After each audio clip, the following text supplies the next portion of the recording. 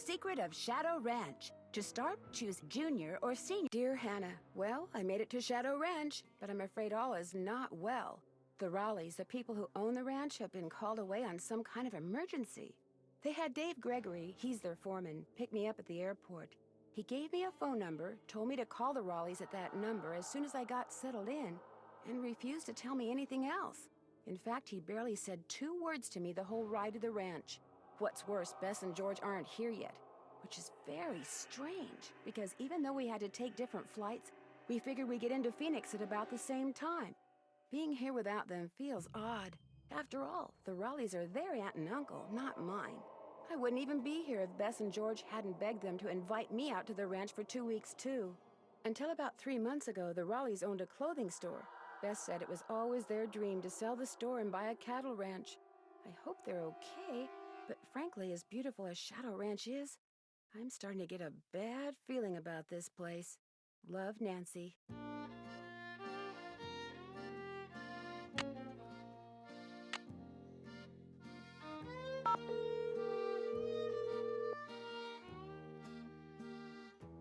Hello? Hello, Mrs. Raleigh. It's Nancy Drew.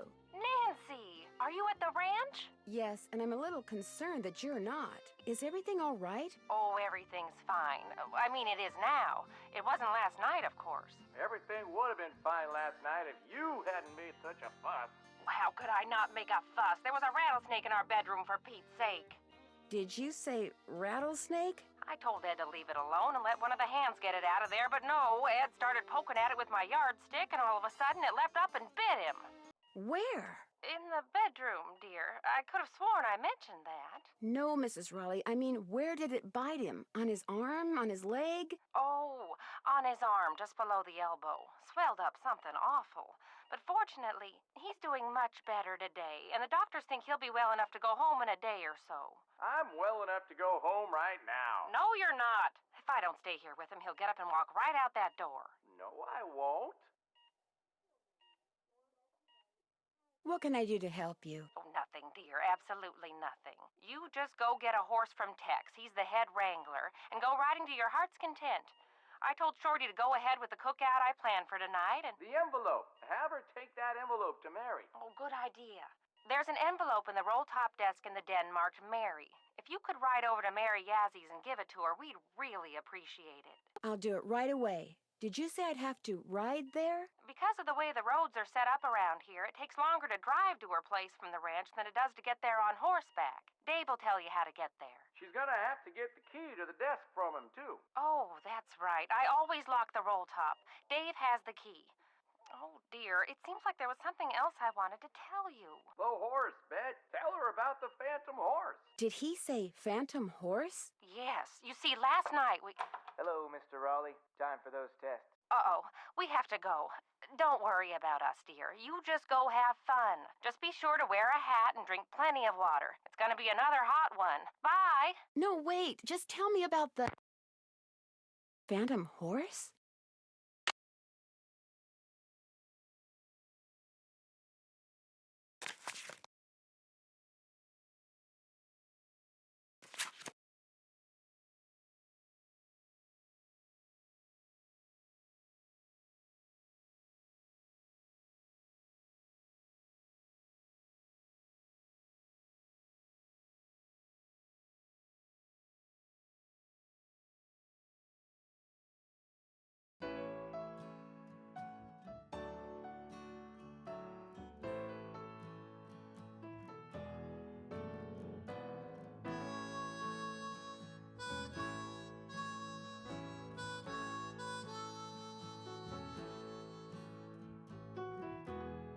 Something goes here.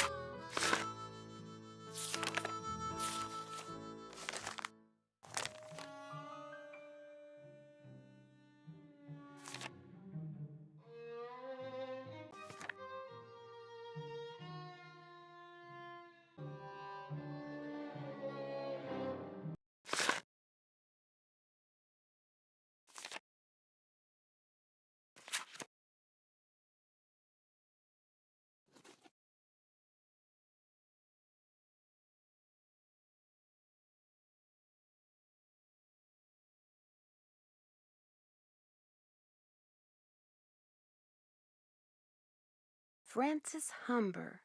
Wonder who she was. Phoenix and surrounding areas will be hot and dry today with temperatures expected to reach the mid-90s by 5 this afternoon. After that, temperatures will begin to drop with a nighttime low in the mid-60s.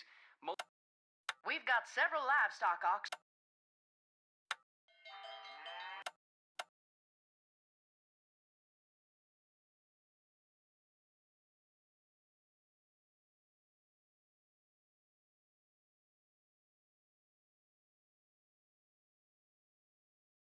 Hey, you must be Nancy. I'm the cook, Shorty Thurmond. Welcome to Shadow Ranch. Come on over here and tell me about yourself. You have talked to the Rawleys, right? I have, and I still can't believe what happened to Ed. That is creepy, isn't it? But the horse, that was even creepier. See, I was just about to crawl into bed last night when all of a sudden this glowing horse comes galloping up outside. It stops and rears and paws, whinnying and snorting. Then it just wheels around and gallops off into the night. It was Dirk Valentine's horse, you know. Now it's a phantom. Dirk Valentine? Dirk Valentine was an outlaw around here back in the 1880s. Legend has it he was in love with Frances Humber. She lived right here on Shadow Ranch. Unfortunately, her daddy was the sheriff. Ouch. Because of him, Valentine was captured and eventually hanged. Ever since, the ghost of his horse has been roaming the desert, cursing whoever sees him with bad luck. What a great story. Story? All I know is Ed Raleigh sees the horse, and what happens less than 2 minutes later? He gets bit by a rattlesnake.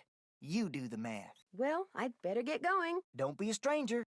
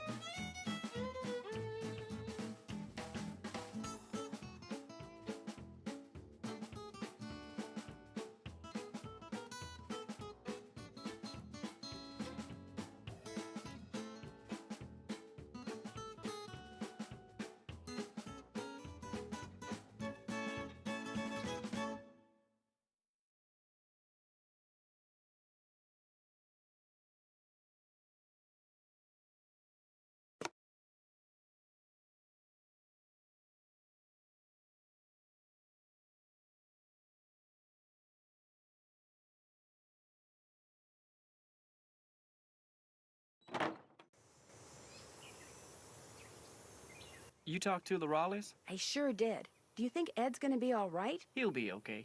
Getting bit by a rattler's no picnic, but it sounds like he's out of the woods. Shorty told me about the phantom horse that appeared just before it happened. Did you see it too? It was the strangest thing I've ever seen. Guess you're gonna be asking me a lot of questions, huh? I don't know. Why do you ask? The Raleighs said you were a detective. Amateur detective. It's just kind of a hobby. I'm gonna be honest with you, ma'am. We were short a couple hands to begin with, and now with the Raleighs gone and everybody on edge over what happened last night, well, this is not a good time to be visiting Shadow Ranch, that's all. How do you think that rattlesnake wound up in the Raleigh's bedroom? Probably crawled in through a mouse hole sometime during the day and took a nap. Nighttime's when they're most active. Something the Raleighs found out the hard way. Could somebody have put it there? Guess it's possible. Person would have to know how to handle snakes, of course, but then if you work in the desert, that's one of the things that's good to know. The Raleighs asked me to take something out to Mary Yazie's, but it's in the den in the roll-top desk, which is locked. They said you had the key? Sure do. They gave me their key ring at the hospital. Great, thanks. To get to Mary's shop, just follow the trail that goes northeast out of the corral. Can't miss it. And I should probably warn you, she doesn't like the Raleighs. Why not? No idea. Not really any of my business. I'll let you get back to work. Appreciate it.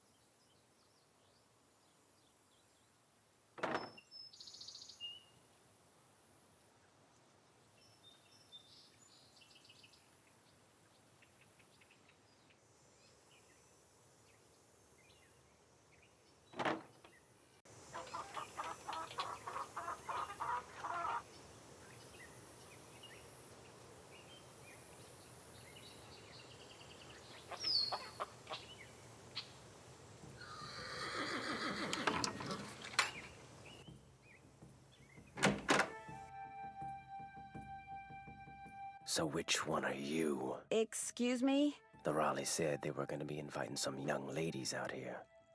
I take it you're one of them. I'm Nancy Drew. My two friends haven't arrived yet. Why not? Actually, that's a good question. I brought 3 horses in this morning. Hardly fair to keep them tied up all day if nobody's gonna ride them. So you're in charge of the horses? I'm the head wrangler. You wanna ride, you come to me. You prove to me you know what you're doing, I may just let you. Did you see the Phantom Horse last night? I saw something. Just what? I still ain't sure. Now, if you want to ride, listen up. First thing you're gonna do is never ride unless you're wearing a hat and gloves. And unless you got a full canteen of water. You can wear that hat over there. It's Mrs. Raleigh's. Got a helmet built right in. Her gloves are on the saddle you'll be using. And you can get a canteen from Shorty. Then you're gonna saddle and bridle your horse. No need to brush him. I do that when I bring him in. Then you're gonna lead him to the mountain block in the corral and mount up. Then I'm gonna ask you some questions. You can't ride outside the corral till you get all the answers right. Once I pass your test, can I ride any time I want? Long as you talk to me first. When you're done riding, you're gonna dismount, hook your horse up, take the saddle and bridle off and put him back where you got him. Always keep your gloves with your saddle. Do these horses ground tie? Yep. If you get off when you're on the trail, don't tie your reins to nothing. Just drop them. And barring an earthquake or something, old Bob will stay put. Bob? Who's Bob? The bay over there. Name's Bob. That's who I'm putting you on. Talk to you later. No hurry.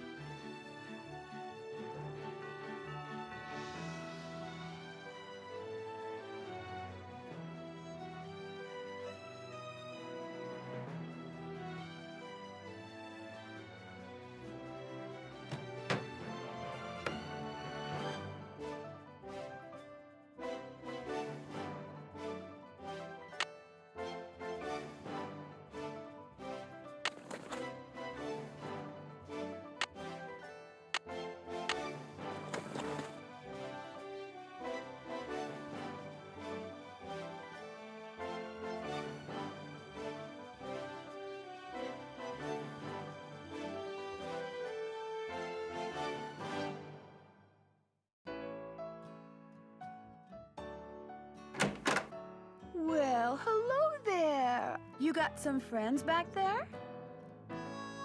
Hi there. You two aren't too shabby looking either.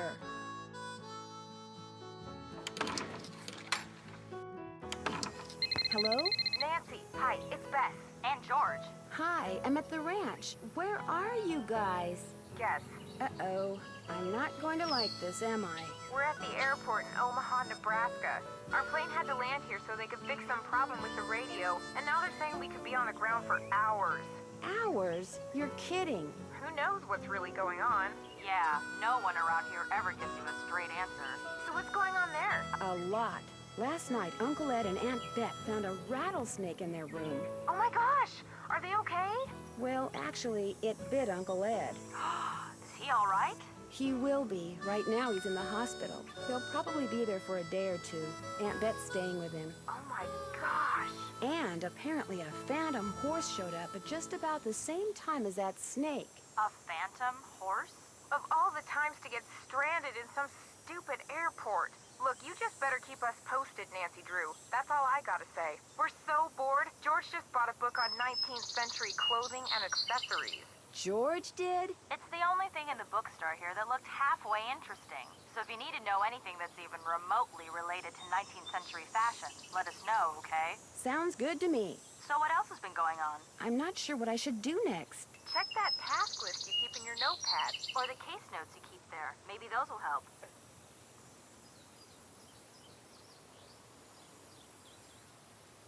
Apparently last night, this glowing horse came galloping up out of nowhere, caused a huge commotion, then went galloping off and disappeared. It was glowing? Evidently, it was pretty spooky. You're there investigating phantom horses, and what are we doing?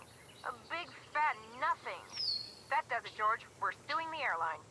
The cook, Shorty Thurman, he says the phantom horse belonged to this outlaw named Dirk Valentine, who was hanged back in the 1880s. Is this Valentine guy a phantom too?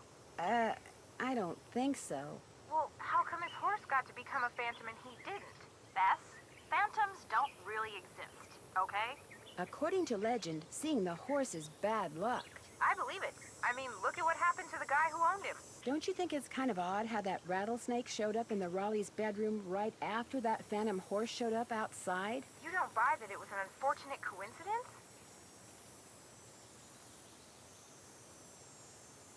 Dave said when the horse appeared, everyone ran outside to look. So you're saying someone used the horse to lure everyone outside, then put the snake in their room, knowing no one would be watching? It's possible, don't you think? But if you're right, it means someone wants to hurt Aunt Bet and Uncle Ed. Oh my gosh! If you're right, it means that someone is on the ranch. And whoever it is must be working with an accomplice. You know, someone to wrangle the horse. So everyone there is a suspect. That's right. Well, you don't have to sound so happy about it. That's it for now. Have fun. Wish you were here. Kidding.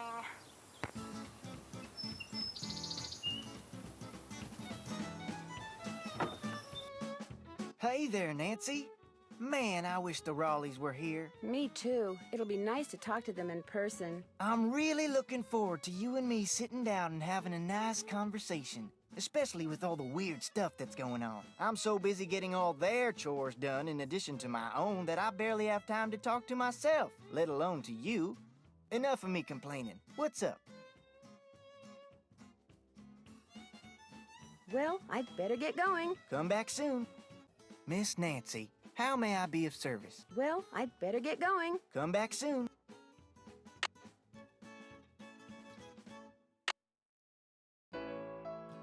Check. I'm check.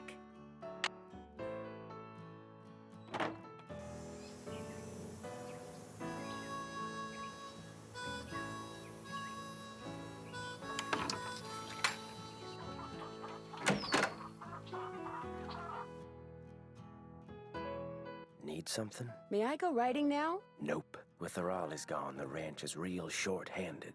Before you ride, you're gonna have to go see if Shorty's got any chores that need doing. Gotta get a canteen from him anyway. Talk to you later. Just stay out of trouble.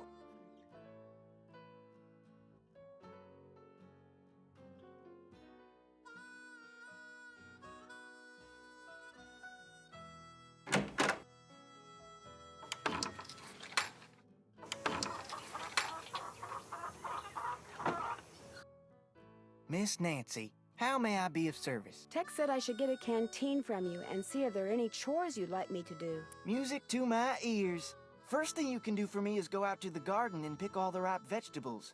You know what ripe vegetables look like, don't you? You bet I do. Good, 'cause if you pick vegetables that aren't ripe yet, I'll be real ticked.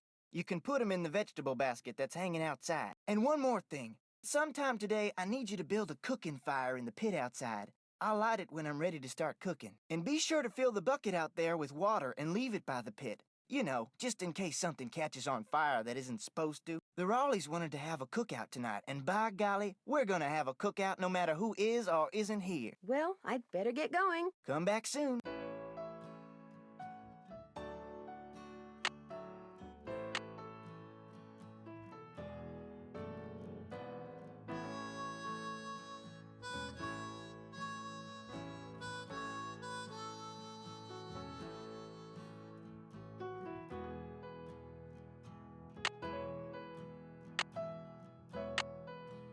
I haven't done that. Can't check that.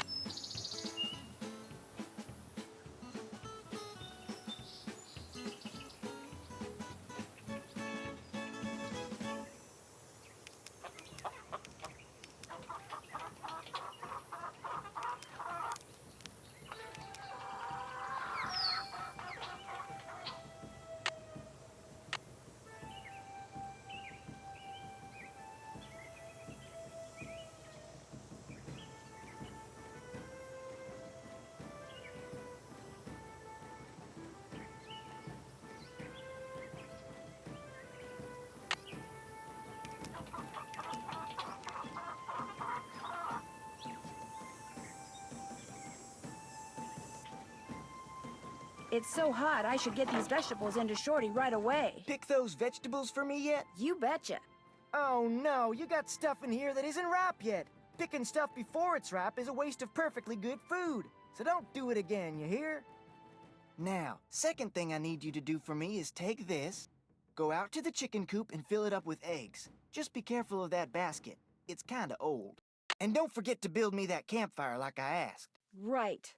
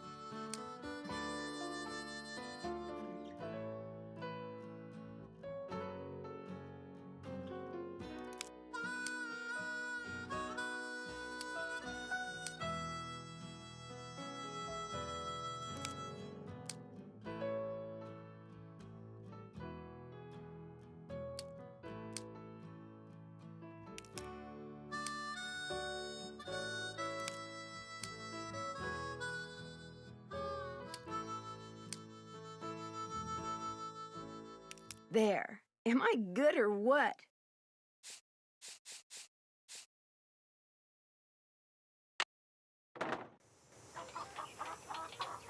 Hello, Nancy. Something I can do for you? I talked to my friends, Bess and George. Their plane's been delayed. They aren't sure when they're going to get here. Sorry to hear that. Well, to be honest, I'm not, really. Driving back and forth to the airport takes a lot of time, and time's one thing we're all running kind of short of around here. How long have you worked here? About as long as the Raleighs have lived here. About 3 months, I guess. I was their first hire. First me, then Tex, then Shorty. Tex seems a little ornery. He does his job, and he does it good. Far as I'm concerned, that's all that's important. I'll let you get back to work. Appreciate it.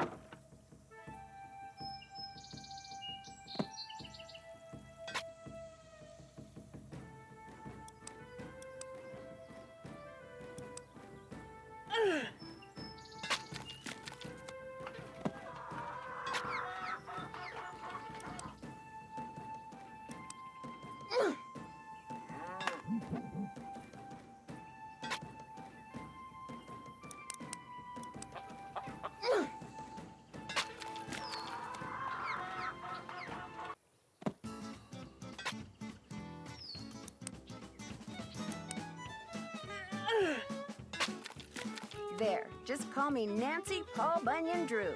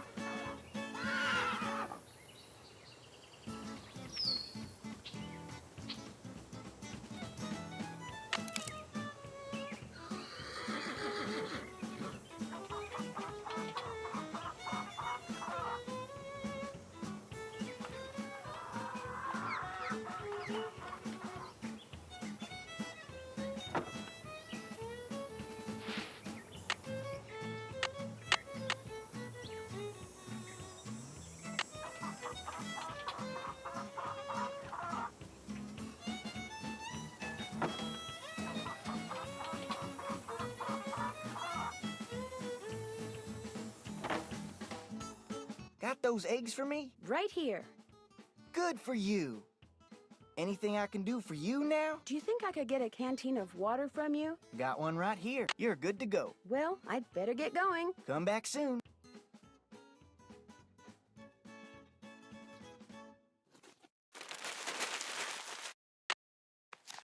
Bank robbers?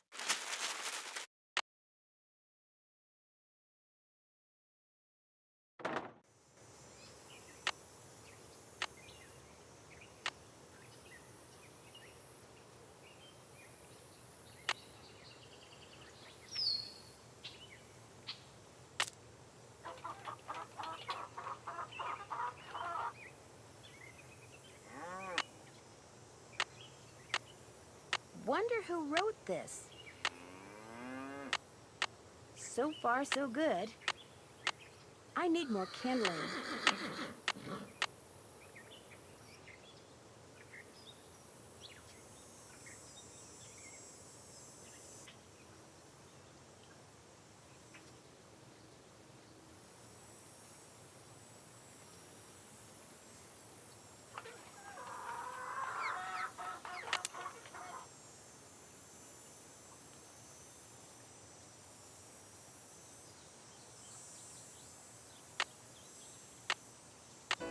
So far, so good. That should do it. There, one extremely well-built campfire, if I do say so myself.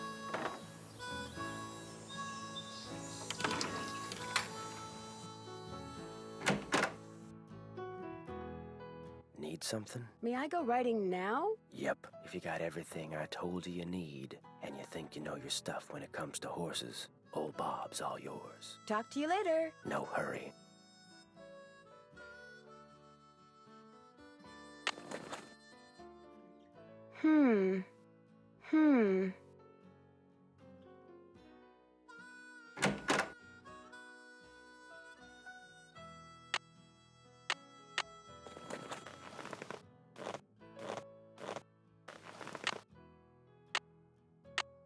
Come on, Bob.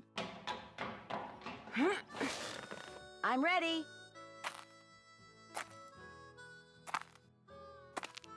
Ready for some questions? You bet. Where's a horse's hocks? Just below its knees. Nope. Ask me something else. Where's a horse's frog? On the bottom of its hoof. That's 1 out of 10. Ask me something else. How tall is a horse that's 15 hands? 55 inches. Nope. Ask me something else. What kind of a horse is a Paso Fino? A gaited horse. 2 out of 10. Got a long way to go. Ask me something else. How can you tell if a horse is colicking? It keeps lying down, then standing up. 3 down, 7 to go. Ask me something else. What's the difference between a bay and a chestnut?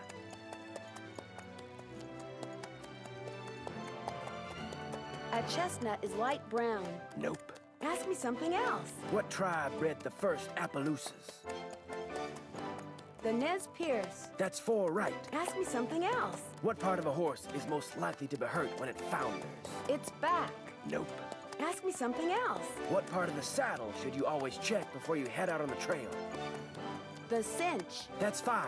You're halfway there. Ask me something else. What is a mule? The offspring of a female horse and a male donkey. Bingo. That was number 6. Ask me something else. Where's a horse's hocks? On its back legs. 7 down. You're in the home stretch. Ask me something else. How tall is a horse that's 15 hands? 5 feet. 8 right. Just 2 to go. Ask me something else. What's the difference between a bay and a chestnut? A chestnut has black points. Nope. Ask me something else. What's the difference between a bay and a chestnut? A bay has black points. This here's your final question. I'm ready. What part of a horse is most likely to be hurt when it founders? Its feet. Well, you answered all the questions right. And I can tell by the way you sit, you ain't gonna go falling off for no good reason. So you're free to ride outside the corral. Just don't go galloping all over the place. Because if you bring old Bob back all hot and sweaty, you can kiss your cowgirl days at Shadow Ranch goodbye. I still need to get the envelope I'm supposed to take to Mary.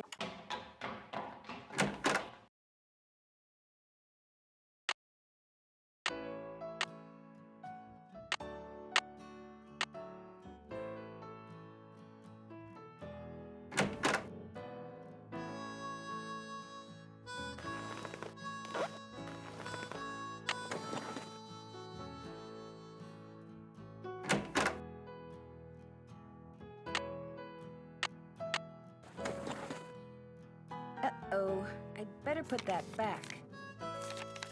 Looks like Tex has a sister named Jane Nash. You still here? You sound surprised. You and your friends, if they ever show up, you ain't gonna last more than 3 days out here. Well, I hope you like surprises, Tex, because you're in for one. City folk can't take living out here. Too rugged, too much work, too dangerous. Talk to you later. Yahoo!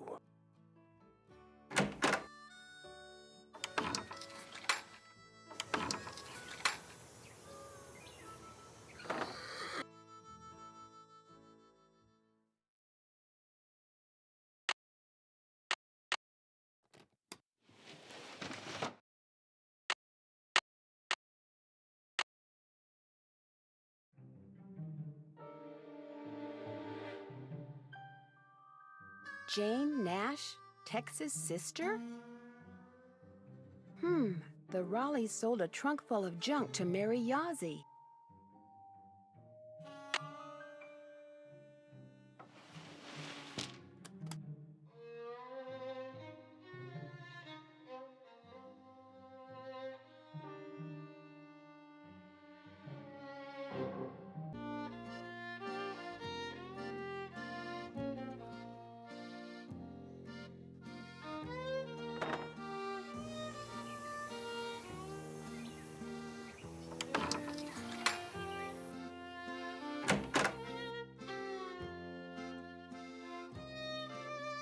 Need something? I understand you have a sister named Jane Nash. So what if I do? Did you know that she used to work for the Raleighs? No, she didn't. What gave you that idea? Hey, you've been snooping, haven't you? In the Raleigh stuff? In my stuff? I'm just very observant, that's all. My business ain't none of your business. And that includes any sisters I may or may not have. You need to go. I'm busy. I'm busy.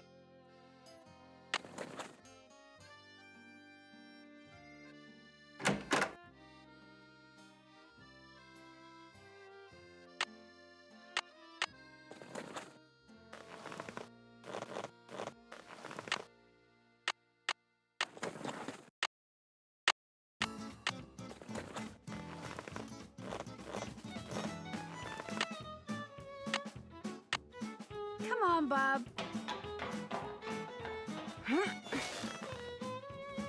Okay, Bob. What do you say we do some sightseeing?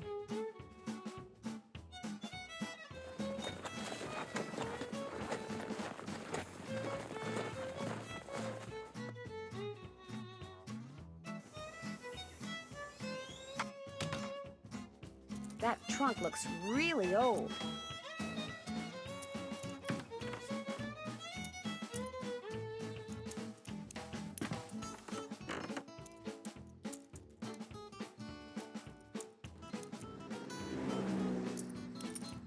Tuning forks. Cool.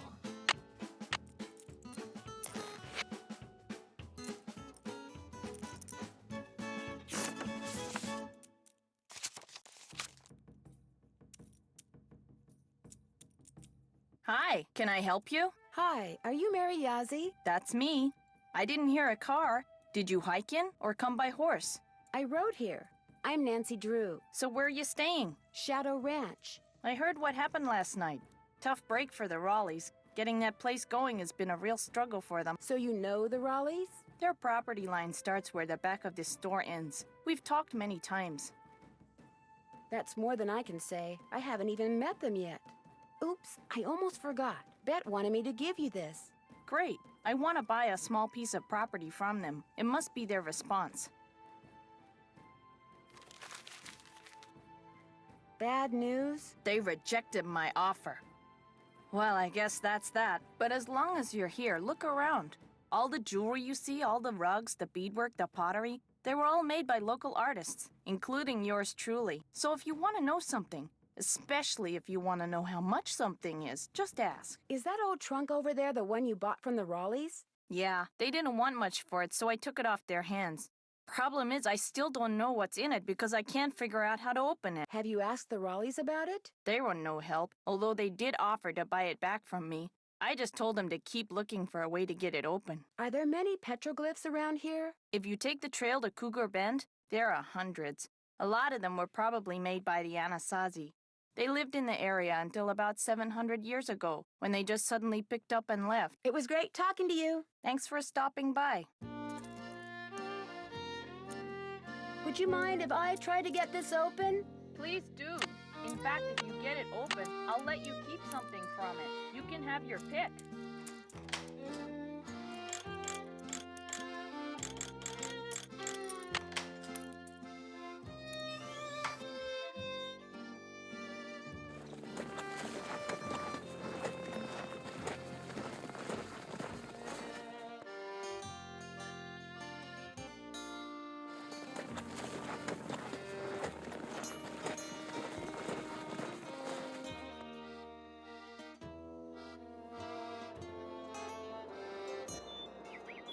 I need a rope.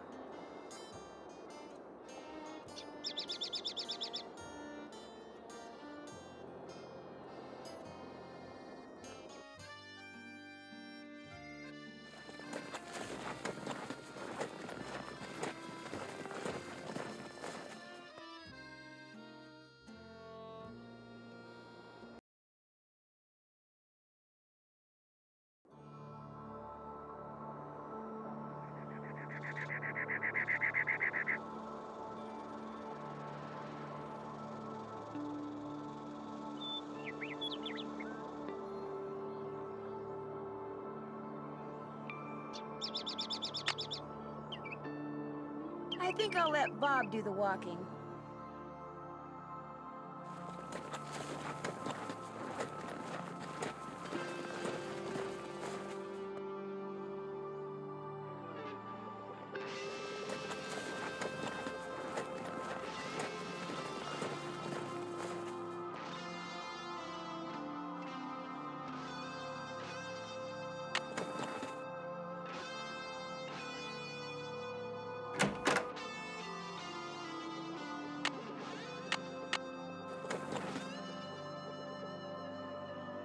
Not that my family's any of your concern, but my sister did work for the Raleighs, back in Phoenix.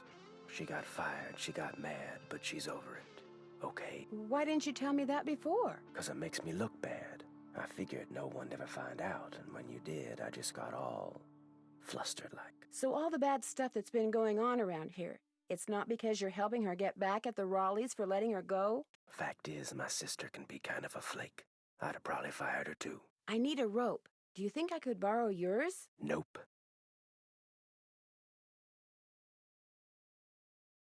Talk to you later. Just stay out of trouble.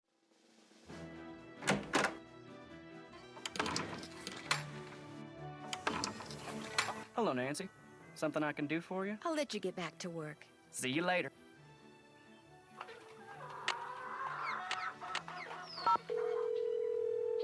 Hello? Hey, Bess. Nancy, our link to the world of excitement and intrigue and decent food. What's the latest? I finally went for a trail ride. You went horseback riding?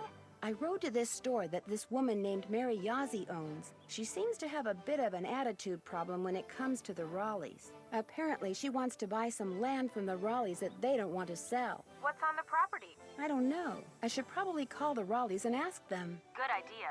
And the sooner the better. That's it for now. Have fun. Wish you were here. Kidding.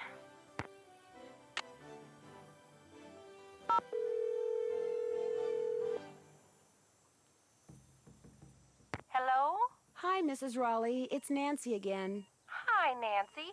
It's Nancy. I can hear, Bet. How is Mr. Raleigh doing? Let's get something straight right now. Even though we're Bess and George's aunt and uncle and not yours, I want you to call us Aunt Bet and Uncle Ed too. Got that? All right. Good. Now, what was the question? How is Uncle Ed doing? Well, he's running a slight fever, so the doctors are a little concerned. Oh, I'm fine. They're going to keep him here overnight, just to make sure he isn't developing some kind of infection. Oh, but enough about us. How are you doing? I delivered that envelope to Mary Yazzie like you asked. She seemed a little upset when she read that you'd turned her down. Oh, I'm sorry to disappoint her, but if we sell that property to her, it would send a signal to other would-be buyers that we're interested in selling the ranch off bit by bit, and we're not. What does she want the property for? I have no idea. The parcel she wants to buy is nowhere near her store, and there's nothing but rocks on it. Maybe someone else there at the ranch knows, but we sure don't. I heard about the phantom horse. Was last night the first time it showed up? As far as I know, it was the strangest thing.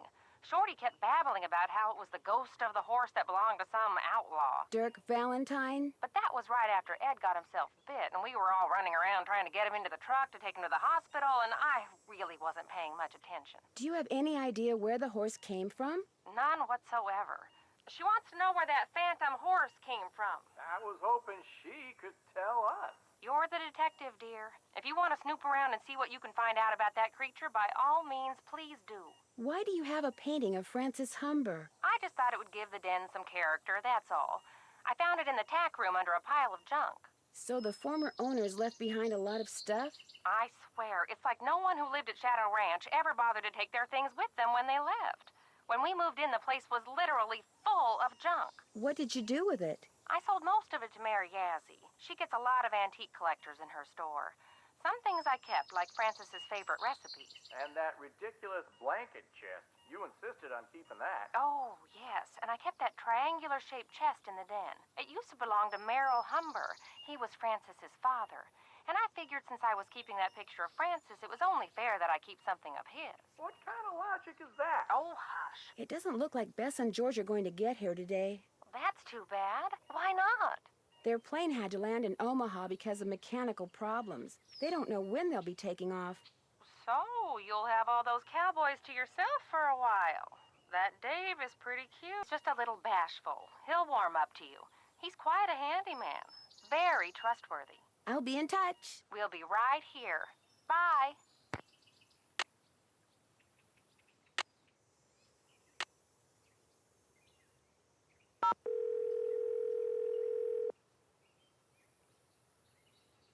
Hernandez. Hi, are you the sheriff? Yes, ma'am. My name is Nancy Drew. I'm staying at Shadow Ranch. Oh, yeah, how's that doing? You heard what happened to him? Of course, I'm the sheriff. I hear everything. You gonna pull through? It looks that way, yes. They're going to keep him in the hospital for a day or two just to be sure. Good, that's good. Only met him a couple of times, but I liked him. He and his wife, what's her name? Bet, short for Elizabeth. They seem real determined to make a go of that place. I like that. So, what can I do for you? Did you hear about the phantom horse that showed up at Shadow Ranch last night? Did you say phantom horse? Just before Ed was bitten by that snake, this glowing horse came galloping up outside, then went galloping away. Glowing horse? Sounds to me like somebody's playing a joke. Friend of Shorty's, I'll bet, trying to get a rise out of him, and probably succeeding knowing Shorty. Do you know most of the men who work at Shadow Ranch? I know them all. That doesn't mean I'm best buddies with them, but it's a pretty small world out here. and I've either known or known of those boys for years. And they're all stand-up guys, as far as you know? I'd vouch for every single one of them. Thanks for your help. Anytime. Hello, Nancy. Something I can do for you? I'll let you get back to work. Appreciate it.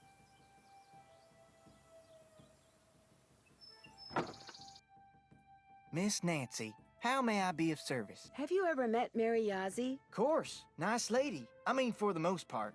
Gets real unfriendly when the subject of the Raleighs comes up. Do you know anything about the piece of property she's been trying to buy from the Raleighs? Well, I know she says she wants to buy it because she feels spiritually drawn to it, but I think she's got something up her sleeve. Oh, Nancy, it's great having you here. I mean, I like to talk, you know? I like to converse, to debate, to discuss. You like to gossip, don't you? More than anything. Which isn't a bad thing. People like you and I are fascinated by the human condition, that's all. So, who else do you want to talk about? Nobody really. Well, I'd better get going. Come back soon.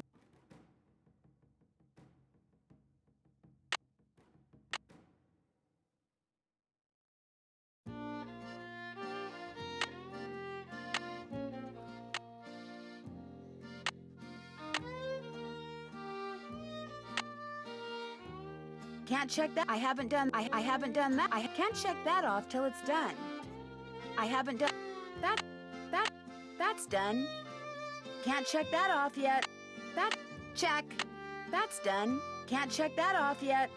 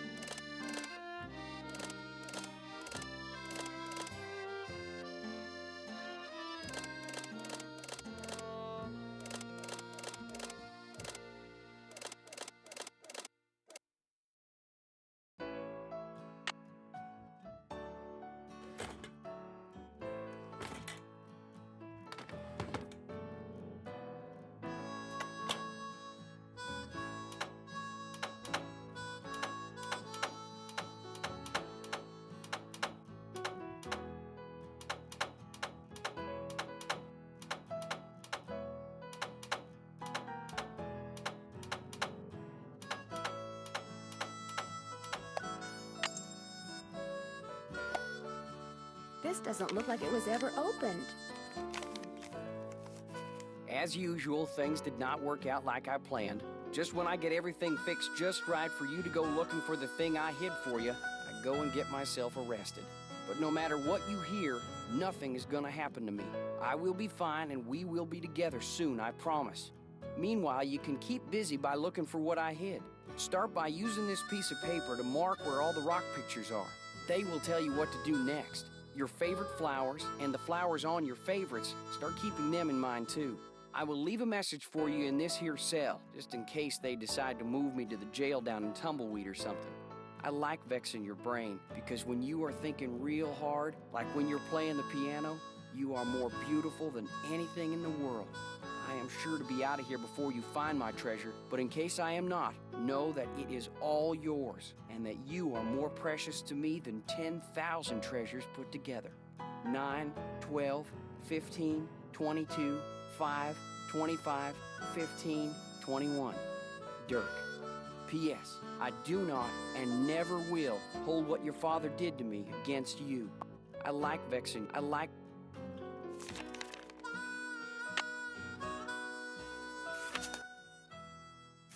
July 4th, 1882. Got sworn in as sheriff.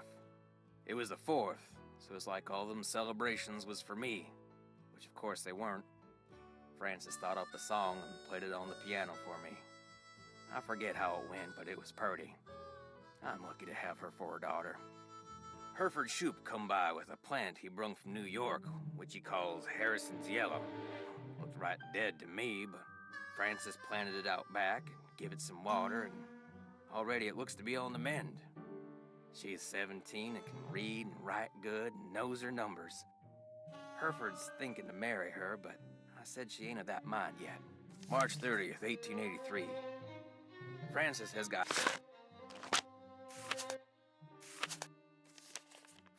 got eyes for a young man named Dirk. She says he's from Prescott. Cappy says when she plays the piano, this Dirk makes everyone be quiet so he can hear her good. I ain't never seen her smile like she smiles now. I told her to bring him to the ranch for dinner, but she says he won't come because he is too shy. I wonder if that is the truth. Got a letter from the sheriff over in Phoenix about this Dirk Valentine, who's wanted for robbing 2 banks in a stagecoach. The picture with the letter looked just like Dirk, who Frances is sweet on. When I showed her the picture, she got tearful and run off. Now, Dirk is gone, and she won't say nothing about where he went. August 2nd, 1883. Dirk Valentine is robbing banks and coaches and trains all over the territory. Frances says he never ever shoots his gun and only steals from people that already got plenty of money. But that ain't true, because some of them trains he robbed was carrying money, meant to pay miners a hard-earned wages. He is nothing but a no-good, greedy outlaw. But Frances gets real mad when I say that.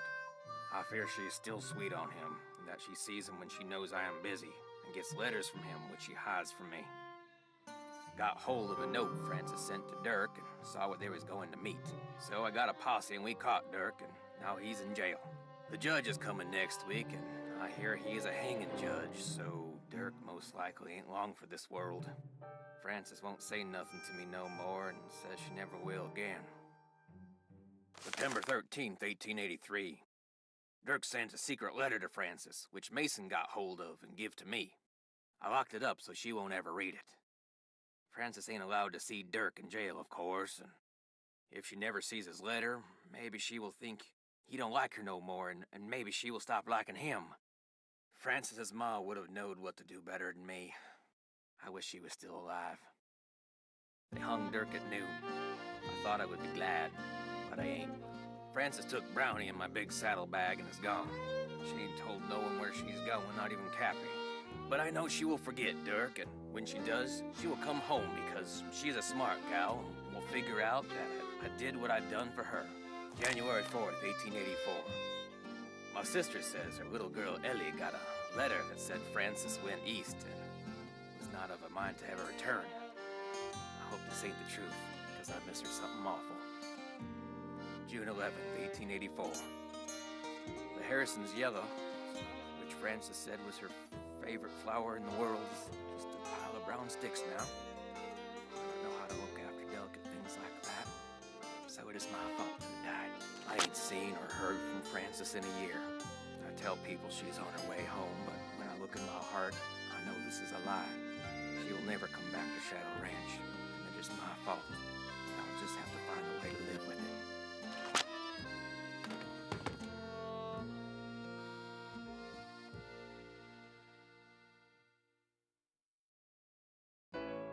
Miss Nancy, how may I be of service? Well, I'd better get going. Drop by anytime. Hello, Nancy.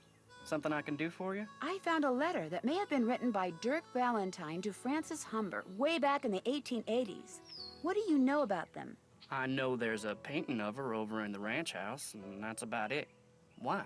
What'd the letter say? The letter made it sound like Dirk was sending Frances on some kind of treasure hunt. Well, if the guy did hide something, it's probably long gone by now. I'll let you get back to work.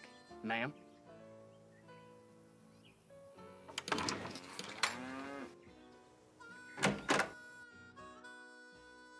Need something? Do you know anything about the treasure that Dirk Valentine supposedly hid for his sweetheart? Nope. Somehow I knew you were going to say that. Talk to you later. No hurry.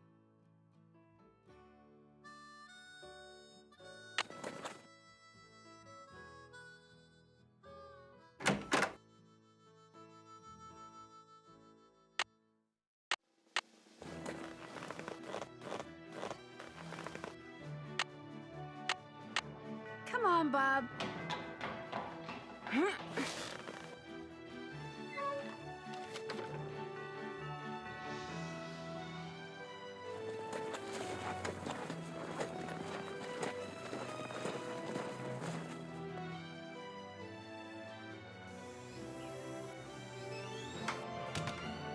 Maybe I need to learn more about the history of this trunk.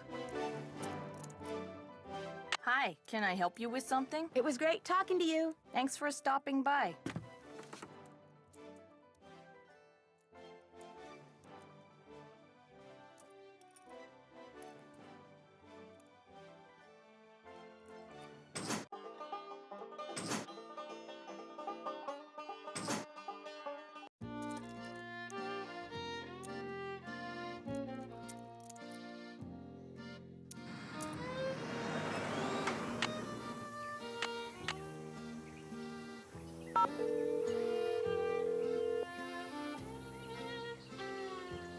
Charlene Purcell's office. Hi, my name is Nancy Drew. May I please speak to Miss Purcell? Concerning?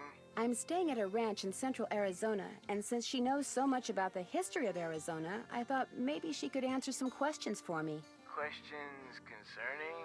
Well, I came across a very old trunk that might contain stuff that has to do with these people named Dirk Valentine and Francis Humber. Only I can't open it. Did you say Dirk Valentine? And his girlfriend, Francis Humber, yes. Huh. Oh, would you hold, please? Thank you for holding, and thank you for calling the office of Charlene Purcell. Miss Purcell's latest novel, like Wind Through My Heart, was an instant bestseller. And like so many of her novels, it recently received the Catherine Coop Award for Historical Excellence. Reading a Charlene Purcell novel is like traveling through time to the old Southwest on the wings of love. This is Charlena. Who is this again? Nancy Drew? Tell me about the trunk you found. Well, to open it, I need to put these wrenches in these 3 holes, but I don't know in which directions they need to be pointing. That does sound like it came from the Humber family. Is there any kind of picture on it? Yes, as a matter of fact, there's this kind of abstract design made up of hearts and doves and the initials E.H. and A.H. E.H. would be Eldridge Humber, and A.H. would be Abigail Humber. Frances Humber's grandparents on her father's side. Her mother died when she was 10. Now, the picture no doubt commemorates their wedding day, which was 4/9/11. April 9th, 1811. Those numbers must have something to do with the directions in which those wrenches need to be pointing. I'm afraid I wouldn't know. In the course of my research, I've only read about the trunks Merrill and Eldridge Humber handcrafted. I've never actually opened one. However, I've been running across fascinating tidbits concerning the Humber family and stashing them away for years. When I have enough tidbits stashed away, I may well write a book about them. Then you'd probably be very interested to know what's in this trunk. Yes, I would. And since I've helped you, or tried to, it's only fair that you help me, don't you think? Sure, I'll keep you posted. Did I mention that I'm staying at Shadow Ranch? This just gets better and better. I'll tell my assistant to put your calls through immediately. By the way, why are you so interested in the Humbers? Knowing more about them and what happened in the past may help me figure out something that's going on in the present. I'm kind of a detective. That makes 2 of us. I'll be waiting to hear from you.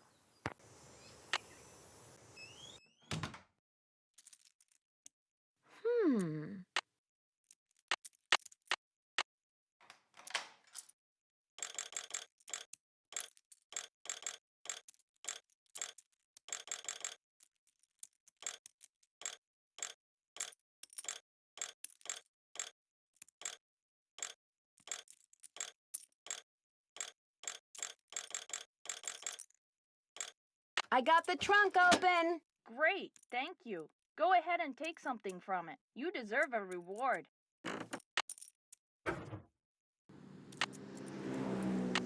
I wonder how you open this. Bingo!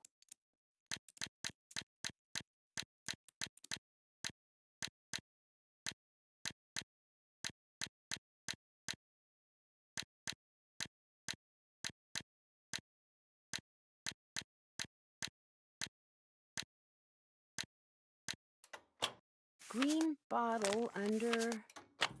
wonder what that means.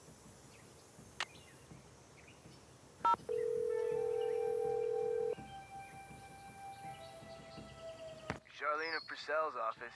Hi, this is Nancy Drew. May I please speak to Miss Purcell? She told me to put you right through. She even told me to make sure you didn't have to listen to that recording again. You really rate.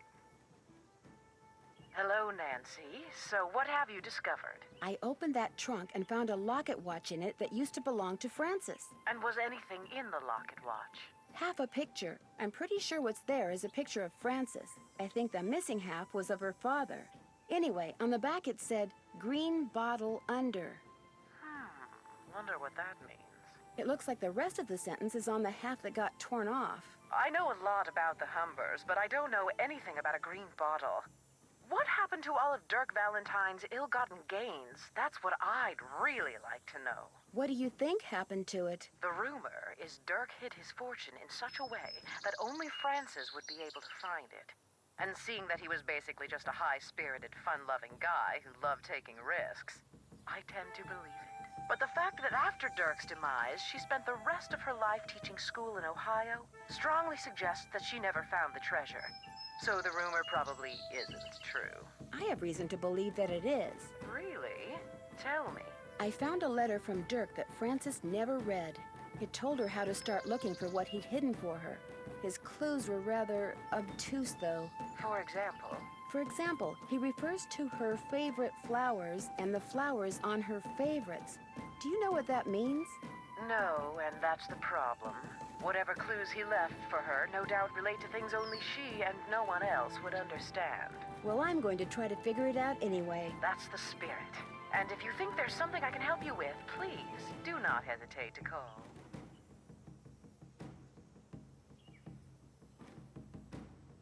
Talk to you soon. Look forward to it.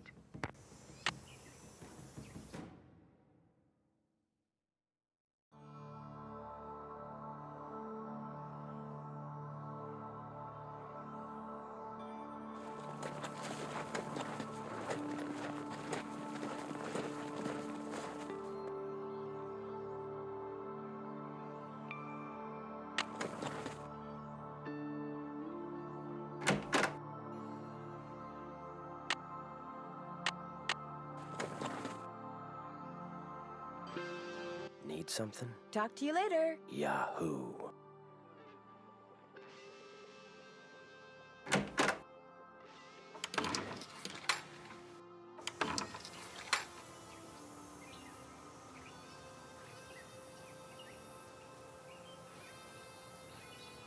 Hello, Nancy.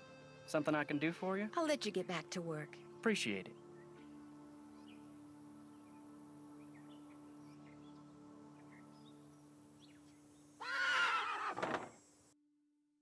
Miss Nancy, how may I be of service? Well, I'd better get going. Don't be a stranger.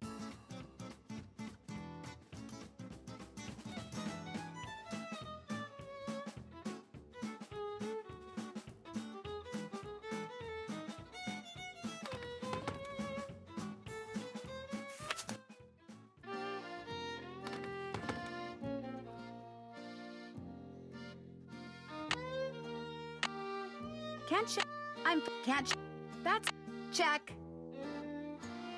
I haven't done that yet. I haven't done check. I haven't done that yet. I haven't done that.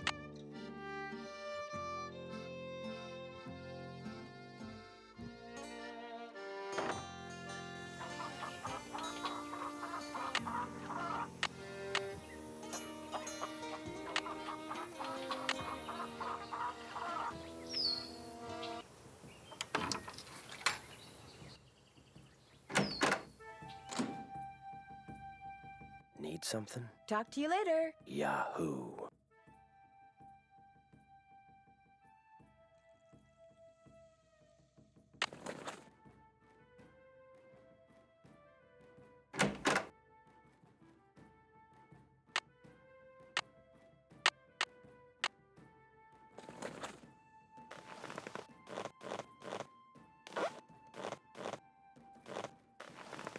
Come on, Bob. Good boy.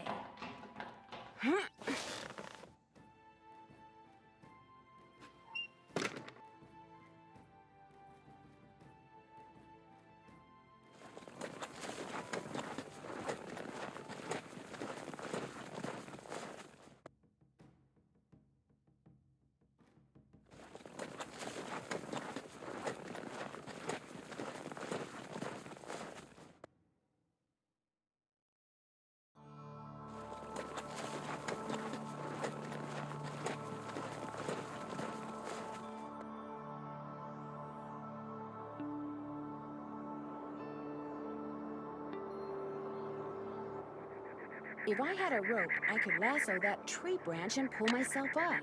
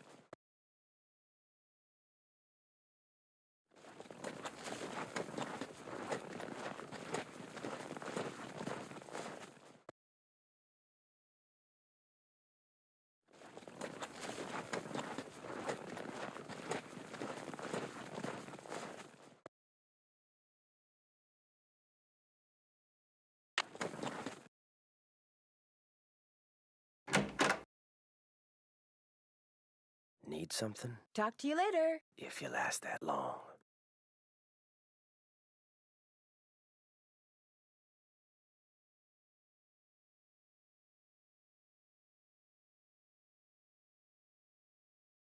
Need something? Talk to you later. No hurry.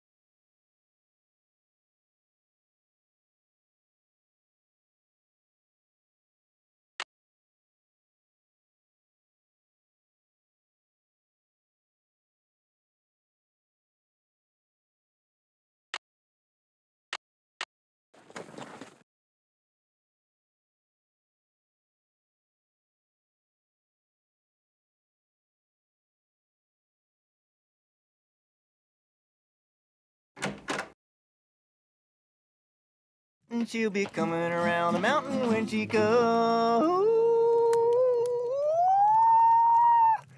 Yodelay. I can't take any more. Where are you going? You can't leave. The Raleighs said we were to have a cookout and entertain our guest. Yeah, well, I don't call this entertainment. It's worse than whatever that stuff was you cooked. That was lamb ragout for your information, and it was great. If you couldn't appreciate it, it's because your taste buds are about as sophisticated as a sand flea's. I think I'll turn in too. Night, ma'am. Next time, just stick to burgers. Et tu, Brute? You see that? You see what I put up with? Day in and day out, I cast my culinary pearls before ungrateful, uncultured swine. Well, I'll show them. I'll write a best-selling cookbook, that's what I do. Then I'll get my own TV show, then I'll do a movie, and while they're out here punching cattle, I'll become a gazillionaire. Oh my gosh.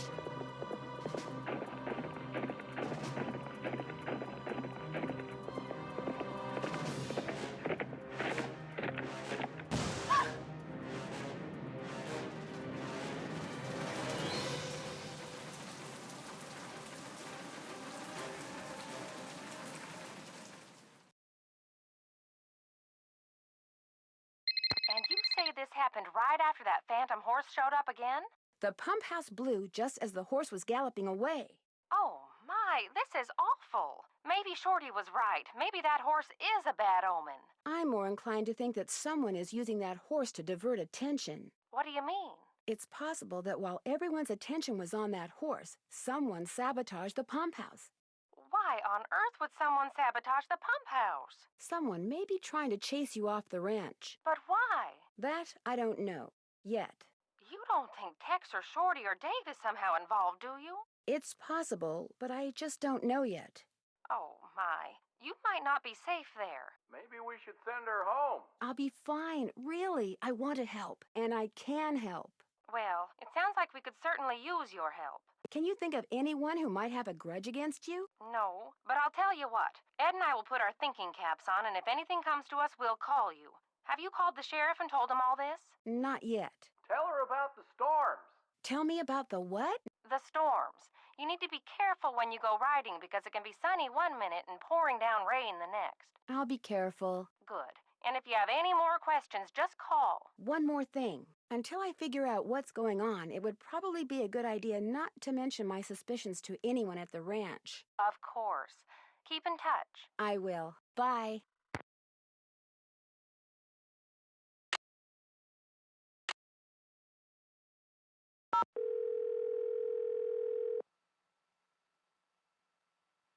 Hernandez. This is Nancy Drew. I'm the one who's staying at Shadow Ranch. I remember. In fact, I spent a good part of last night out there. I know. I never got a chance to talk to you. Is there something I can do for you? Thanks for your help. Anytime.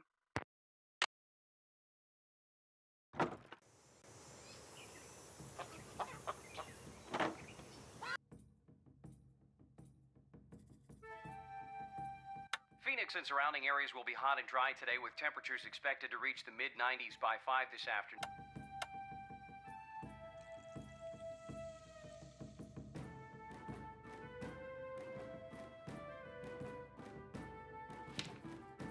Mineral deposits? Can I help you find something? No, actually, I pretty much found everything on my own. For your information, I got those maps because I was hoping there might be a long-lost gold mine or two around here. But like most of my get-rich-quick ideas, it didn't pan out. Apparently, there's no gold left in them thar hills, or silver, or copper, or anything else. Now, I don't ever want to catch you in my stuff again. Yes? I'm embarrassed that you caught me snooping through your stuff. Just proves we're birds of a feather. I've been known to go poking through other people's stuff myself. Have you been out to the pump house? All the water to the ranch house has been cut off. The livestock will still get water from the windmills, but we humans are gonna have to get every single drop of water we use from the faucet in the pump house. And that's gonna be a royal pain. Why can't that darn horse do its cursed thing somewhere else?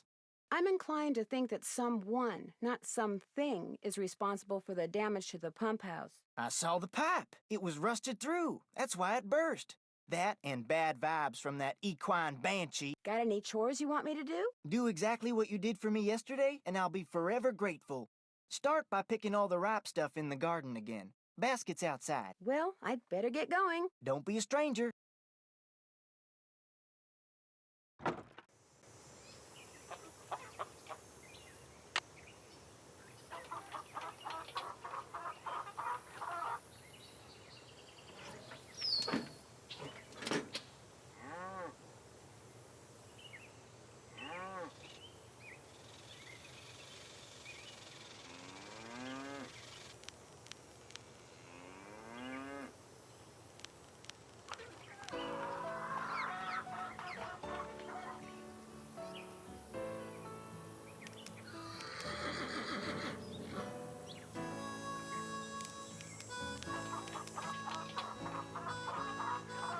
It's so hot, I should get these vegetables into Shorty right away. Pick those vegetables for me yet? You betcha. Oh no, you got stuff in here that isn't ripe yet.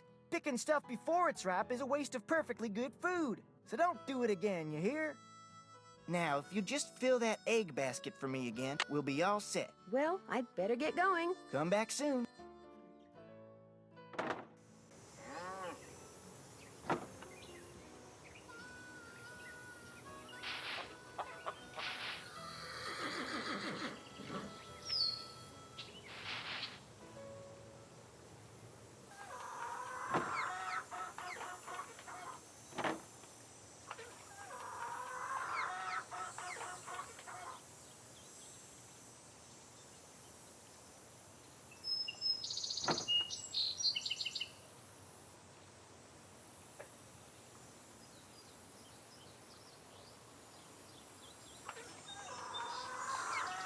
I better not go in there until I call the sheriff.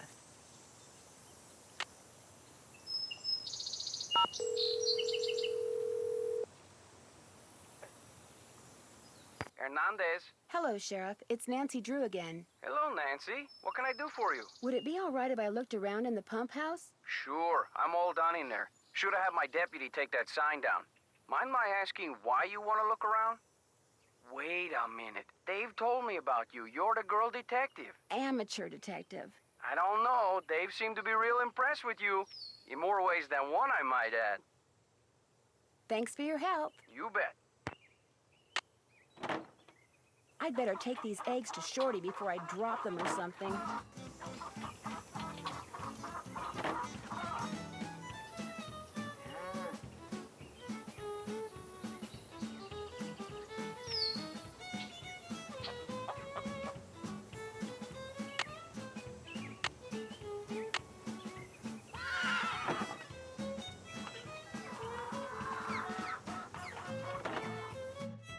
Got those eggs for me? Right here. Good for you. I need you to do one more thing. It's Tex's birthday. The Raleighs told me to make him a cake.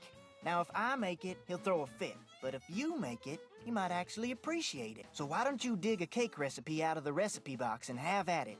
I don't care when you make it, just so it's done by the end of the day. The icing's already made. Could I get a canteen of water from you? You betcha. You're good to go. Well, I'd better get going. Pleasure talking to you.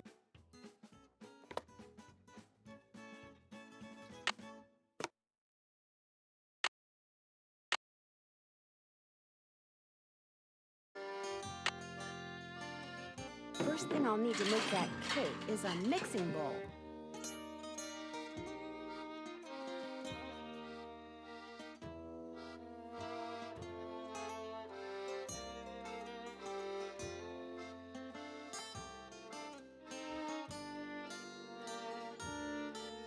Missed.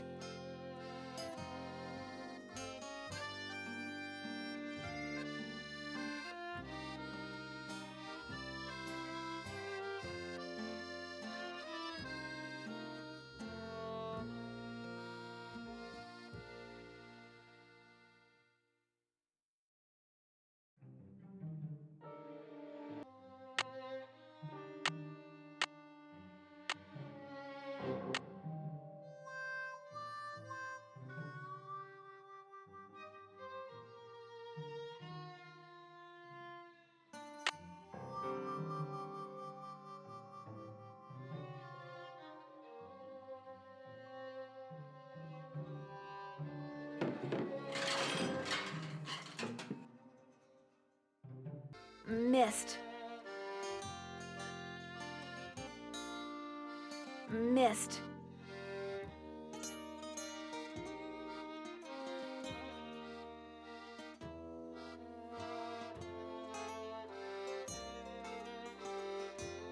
Missed.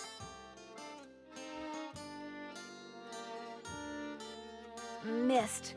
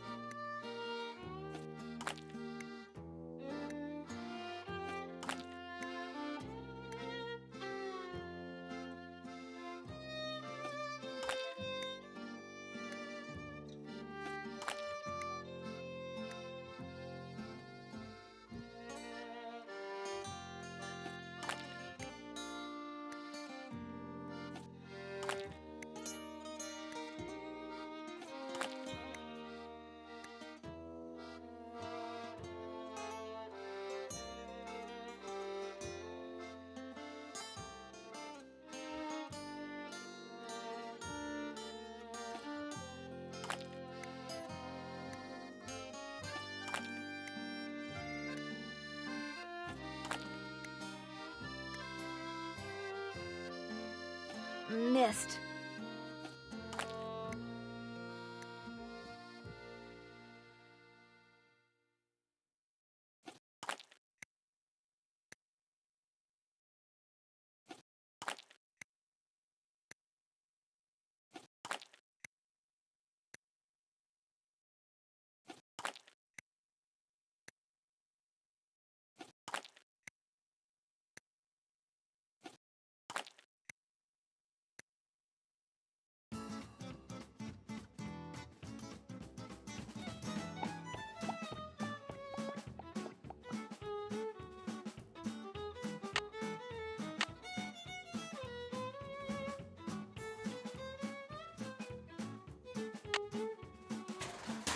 Looks like I'm gonna have to guess how long to cook it and what temperature to use.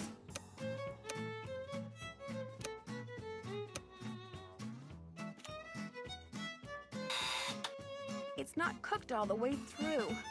I better bake it some more.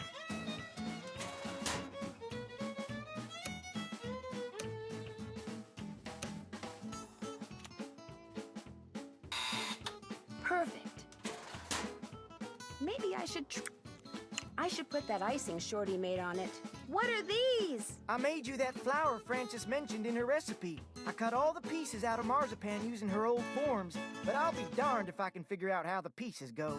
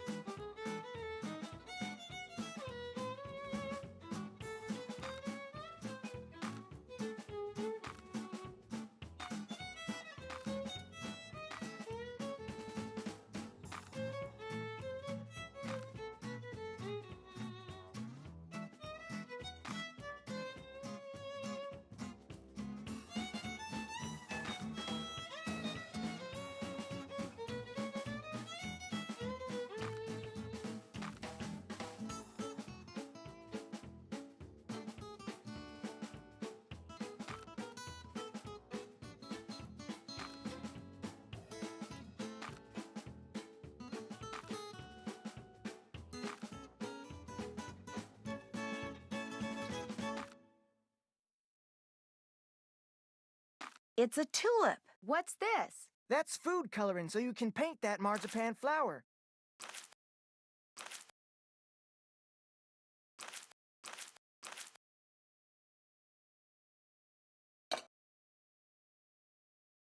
Miss Nancy, how may I be of service? Well, I'd better get going. Drop by any time. Miss Nancy, how may I be of service? Well, I'd better get going. Come back soon.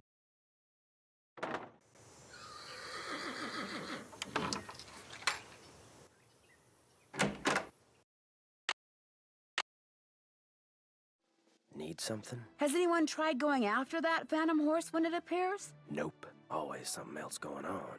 Like Ed Raleigh getting snake bit or the pump house blowing up. Plus, that horse is fast. Probably couldn't catch it anyway.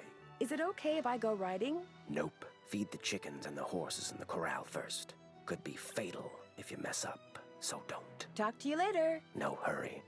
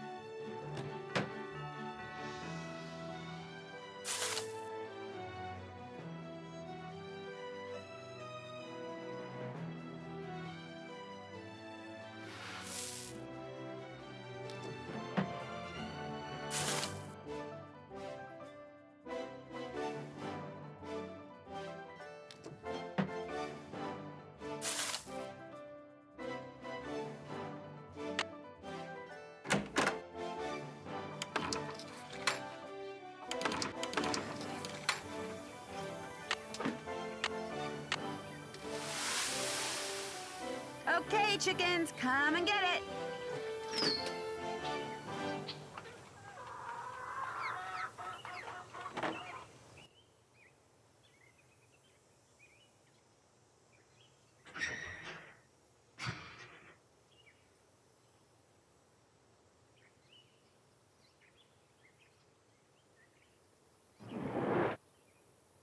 Dave? Well, where did you come from? I'm sorry, I didn't mean to sneak up on you, but what are you doing? Well, see, I'm looking for Dirk Valentine's treasure. Then you lied before when you said you didn't know who Dirk Valentine was.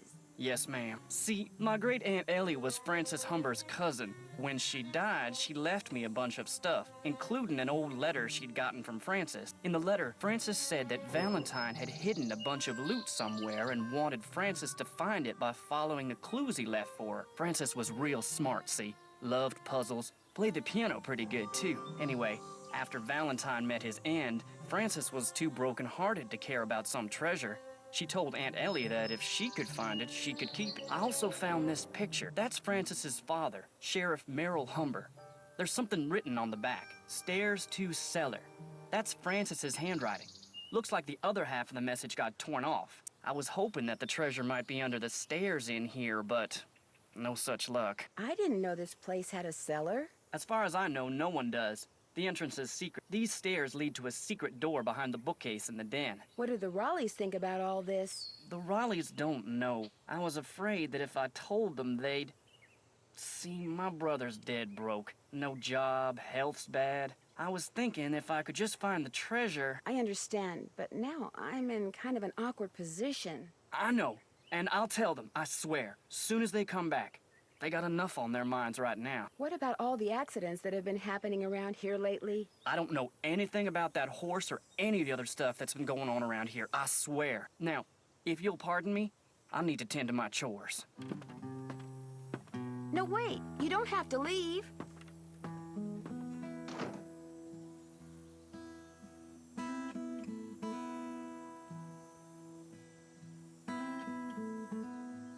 Something's missing. Acid. Wonder what somebody's been using that for.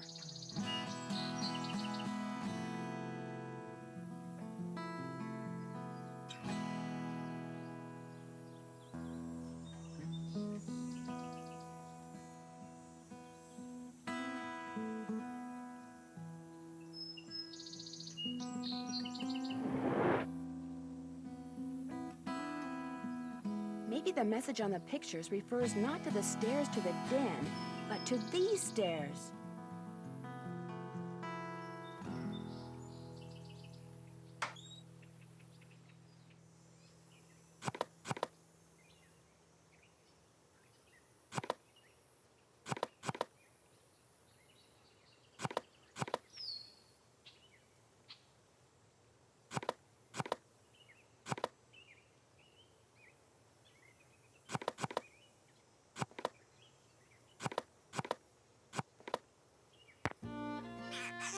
There's something inside.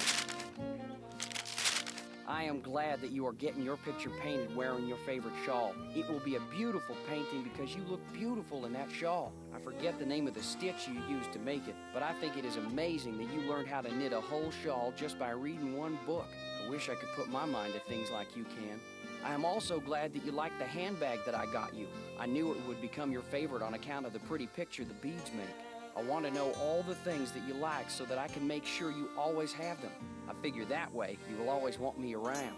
Meet me on Friday at noon by the Big Picture Rock. Remember when we were in Cappy's eating the crackers he ordered special from California? And you said that from then on the crackers would be your favorite because they would always remind you of me? Well, I met a trader yesterday who had a whole wagon full of them, and I bought you 4 tins. I also bought a rock from him because this rock has been polished to show a picture that looks just like the landscape by one of our meeting places. He called it an agate and said that the picture was made by nature, but it looks so real I can hardly believe it. I am thinking of a way to surprise you with it because it is as special as you are. I will meet you Tuesday at 3 by the 3-armed cactus. Your father has people watching for me all over the... I still don't know how you got a whole cake out to our last meeting place like you did, but it was the best thing I ever ate. And the prettiest, too, what with that fancy flower you put on it. Now I think it is the best cake recipe in the world, too. But nothing is as good as getting a letter from you.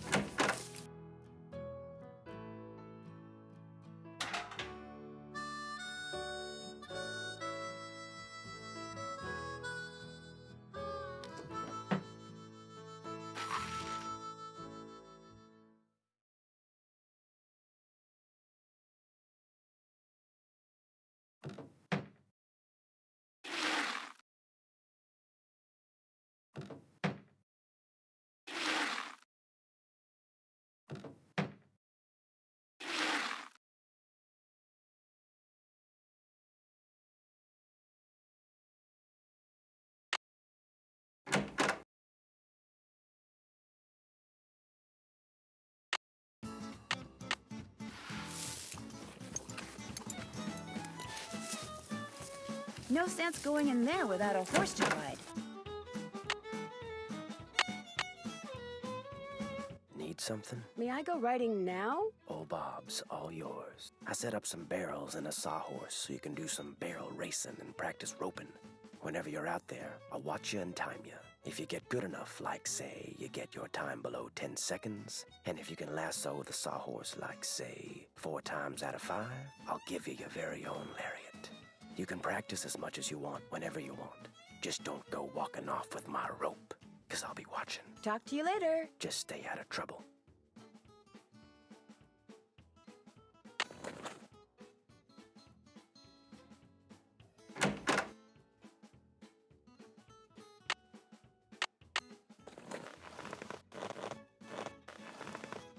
on, Bob. Good boy.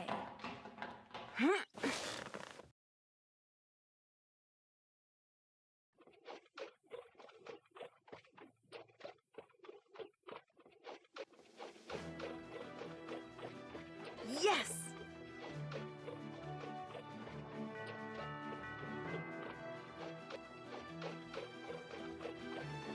Yes!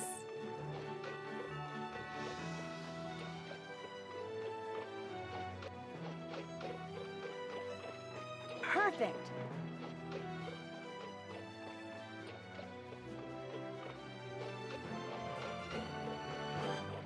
Gotcha! Congratulations. Okay, Bob, let's go!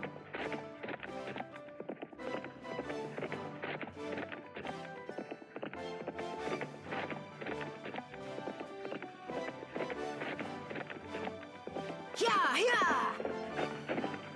11.5. Start over. Yeehaw!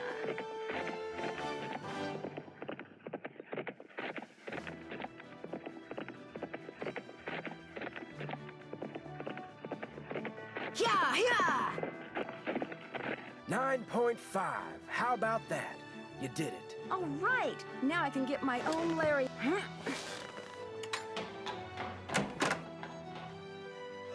Need something? Just some answers to a couple of questions. And you left your horse just standing there all saddled up in this heat? You want to chit-chat, go find a coffee shop. You want to ride, then ride. Sorry.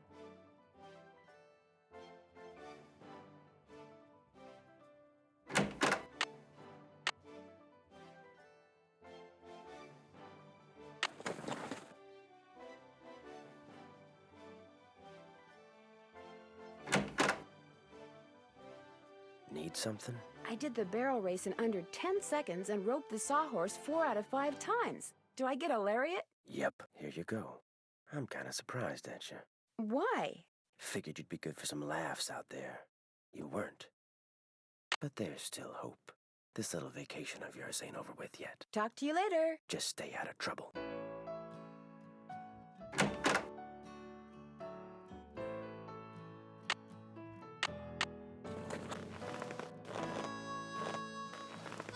Come on, Bob.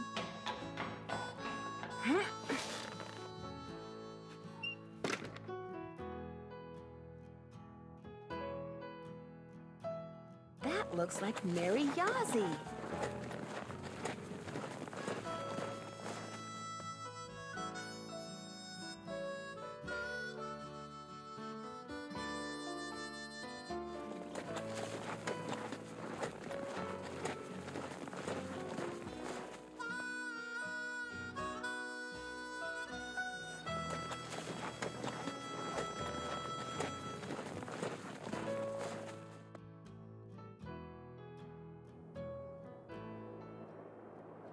I need a rope.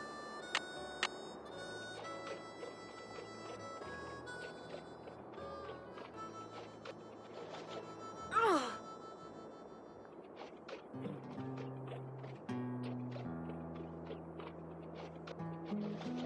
Ugh.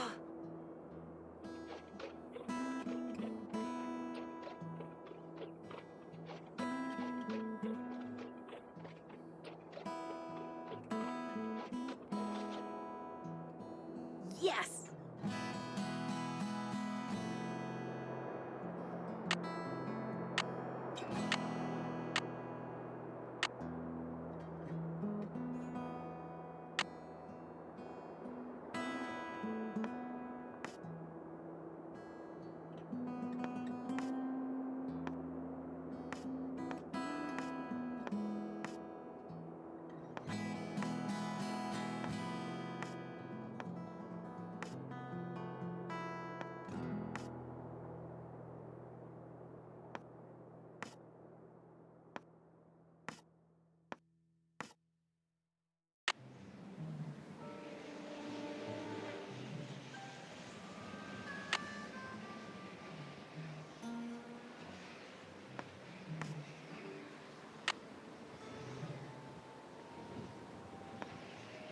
Beneath Cappy's keys, Pappy's name, please.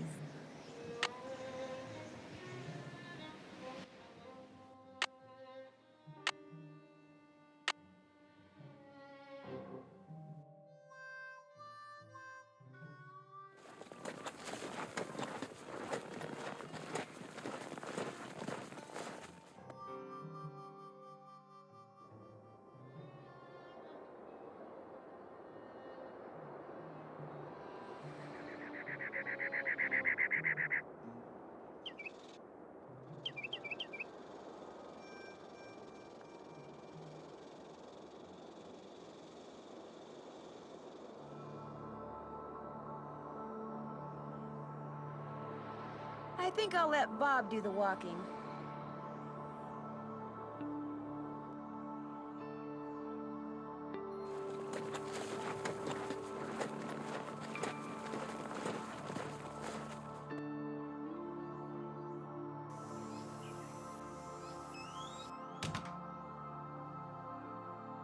Hi, can I help you with something? I saw you riding earlier near Shadow Ranch. Do you ride around there a lot? You're mistaken. Shadow Ranch is private property. I never ride there. You must have seen somebody else. I'm sure the Raleighs don't mind if you ride on their land. I'm telling you, it wasn't me. So don't go telling people you saw me trespassing, because you didn't. Excuse me. I can't talk right now. Sorry.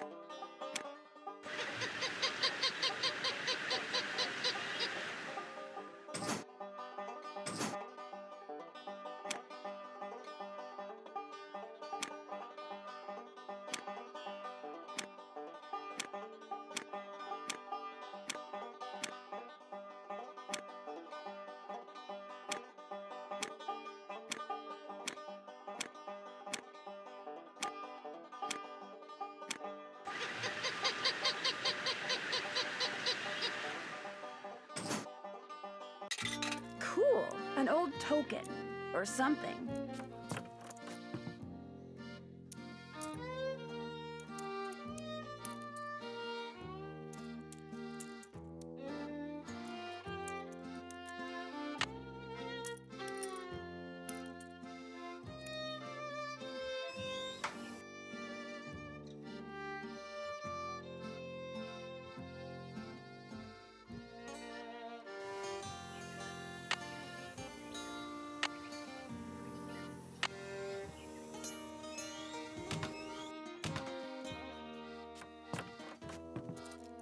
Hi, can I help you with something? Do you know anything about the treasure Dirk Valentine supposedly buried somewhere around Shadow Ranch? I know it's a lot of hogwash. Some people would disagree with you. If I had $1 for every lost mine or buried treasure story I've heard in the 30-odd years I've lived here, I'd have 10 horses, 2 cars, and possibly my own helicopter. It's nothing but a tall tale. Trust me. I won something that looks like a token when I played that game over there. What is it? They actually used those for something back in the 1880s, but I don't know what. It was great talking to you. Thanks for stopping by.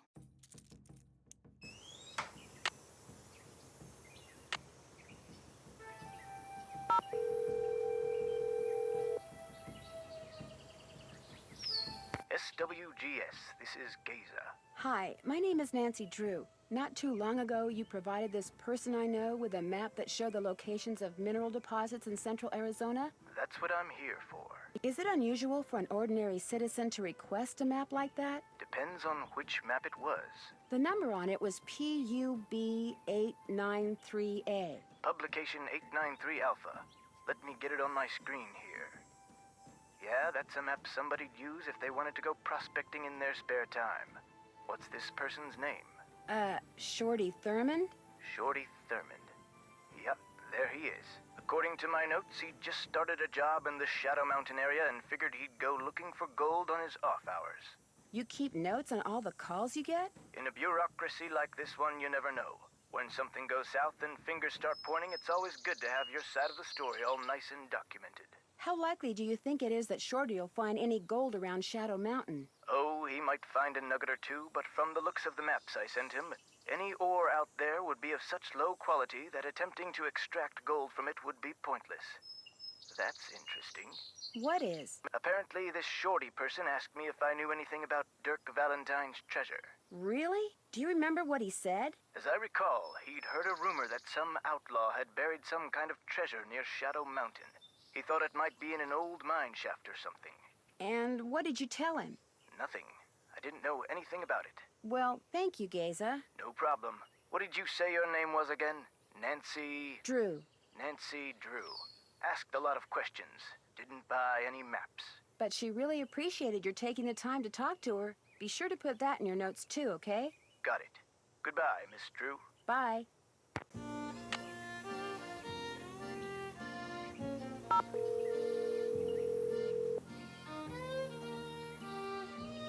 Charlena Purcell's office. Hi, this is Nancy Drew. Say no more.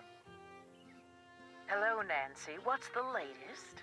I came across a reference to someone whom Dirk referred to as Pappy. Probably his father, Kashmir Valentine. He was a blacksmith over in Prescott. Would Francis have known who he was? Oh, yes. Dirk worshipped his father. Which is ironic, because by the time Dirk was arrested, his father had pretty much disowned him out of shame. Talk to you soon. That would be great.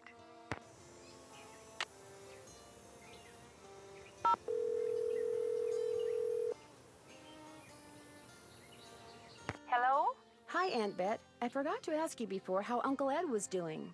Well, he definitely has some kind of infection. I'm fine. So they've got him on antibiotics. We'll be here at least 2 more days. I noticed a letter in your roll-top desk from someone named Jane Nash. Oh, yes. She worked for us back in Phoenix when we still owned the clothing store. Unfortunately, she turned out to be totally unreliable and we had to let her go. Her letter sounded almost threatening. Oh, she's harmless. Part of her problem was that she was all talk and no show. It was Ed's idea to hire her. She was a good salesperson. She was just not a very good person. How old was she? In her 30s. She was married for a while, as I recall. Are you aware that there's a secret door behind the bookcase in the den? No. Oh my, you really are quite the detective. How did you discover that? Well, actually, it's a long story. What do you know about Dirk Valentine? Never heard of him.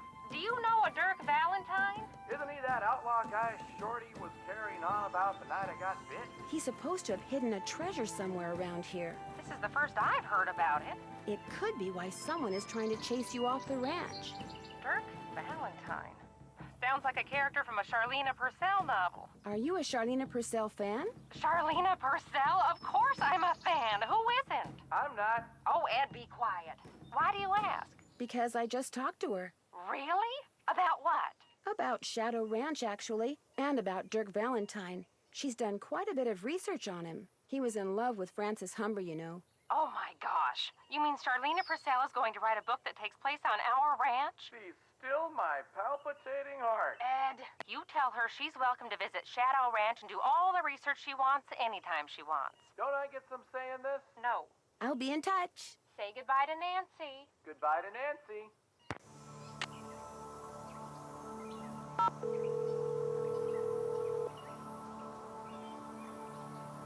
Hernandez. Hello, Sheriff. It's Nancy Drew again. Hello, Nancy. What can I do for you? Thanks for your help. Anytime.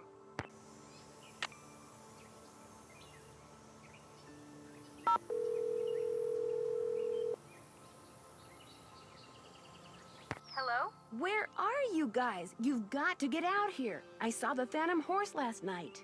Know what we saw last night? The inside of a motel room in St. Louis.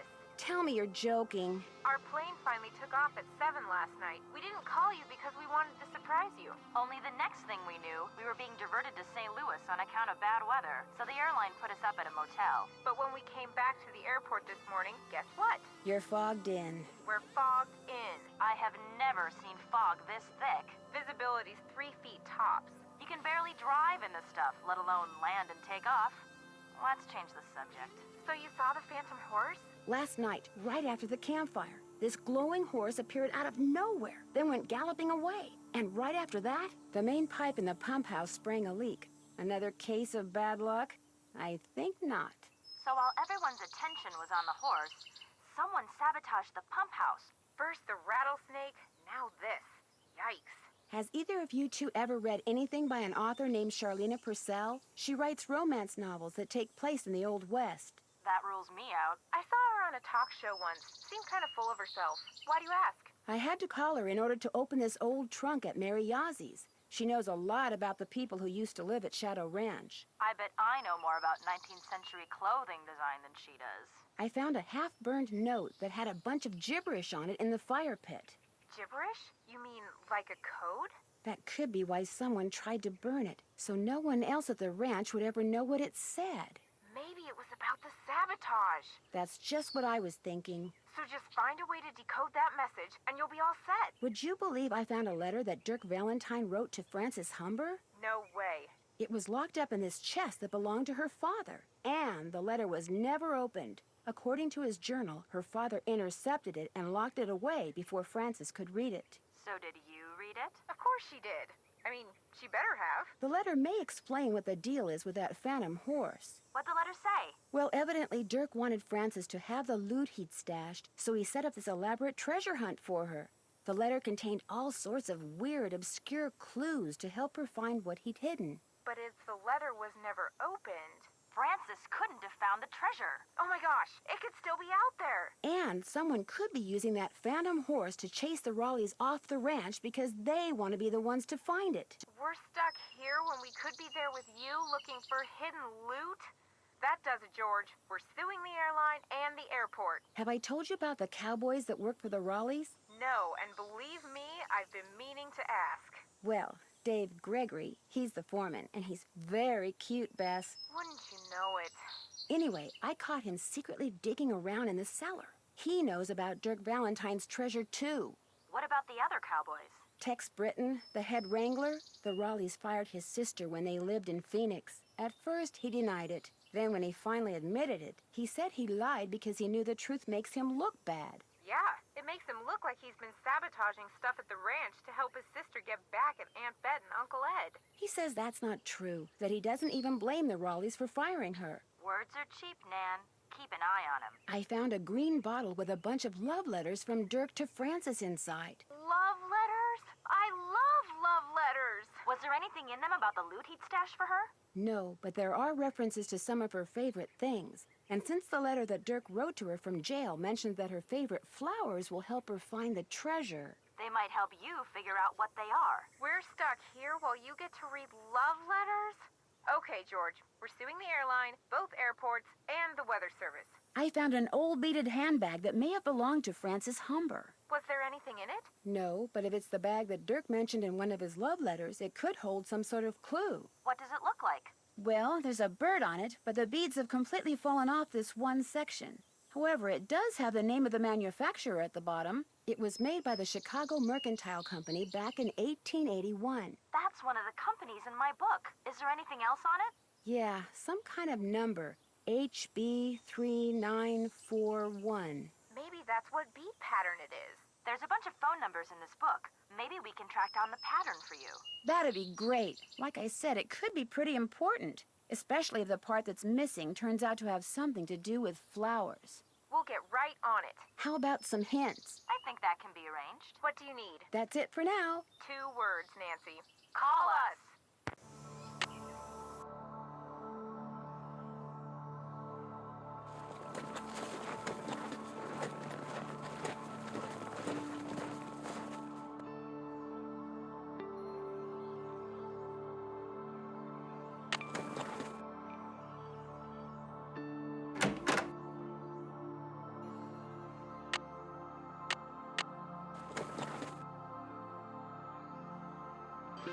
Need something? I'm pretty sure I saw Mary Yazzie riding on ranch property. Have you ever seen her riding around here? Nope. When I asked her about it, she denied it, adamantly. Was she hurting anything? Defacing rocks? Setting fires? Threatening some endangered species? It just seemed like she was hiding something, that's all. Sounds to me like you're making a mountain out of an anthill. I wouldn't worry about it. Talk to you later. If you last that long.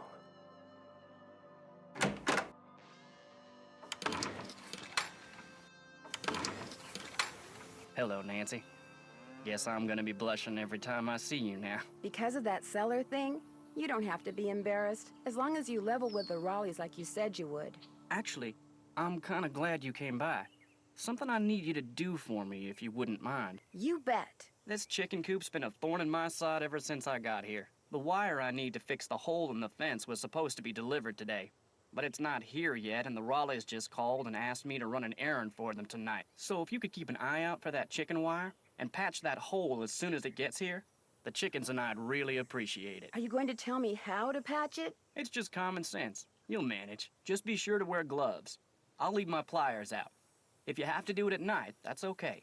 There should be plenty of moonlight. You'll be able to see fine. Just make sure it gets done, because if it doesn't, the coyotes are going to have themselves one heck of a banquet, and you're going to be in a lot of hot water. No problem. Now, is there something I can do for you? May I see that letter you said Frances Humber wrote to your great-aunt? Sure, got it right here. When I heard you were a detective, I started keeping it on me. Thought you might snoop through my stuff or something. Thanks for letting me see Dearest it. cousin Ellie, my beloved Dirk is no more. I shall never see him again. And now you will never see me again, for I am on my way east, there to spend the rest of my life. I will never return to the territory of Arizona, not even when my father, whom I despise with every part of my being, has left this earth. But know this, sweet Ellie. Dirk told me that he had hidden something of great value, and that when all was in place, he would start me in pursuit of it. He was forever inventing fanciful ways to tax my brain, and was quite clever himself. Then, thanks to my father, he was arrested. Perhaps he wrote me from jail, and his note was lost. Or perhaps he grew to hate me.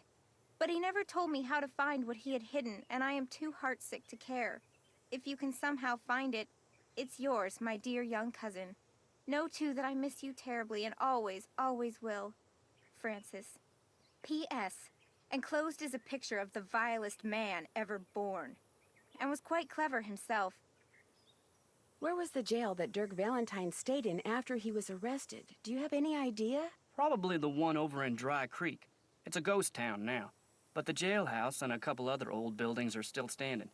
At least they were last I saw. Is it far from here? On your way to Mariazzi's, look for the trail on your left that heads towards Shadow Mountain and stay on it till you get there. It's about an hour and a half's ride. This got something to do with the treasure? It might. Well, let me know if you need anything else. I'll let you get back to work. Ma'am?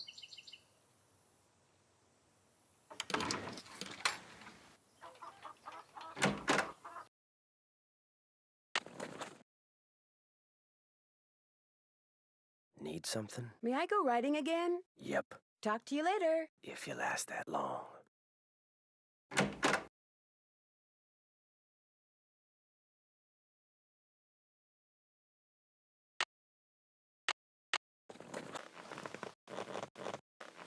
Come on, Bob.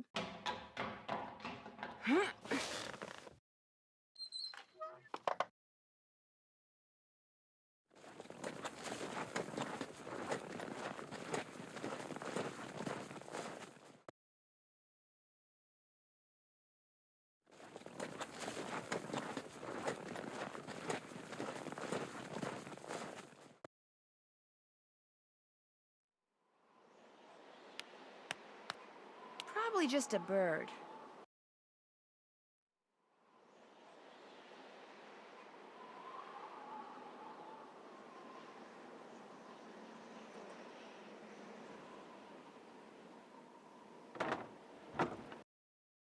Yikes! The walls in there look like they could fall down any second.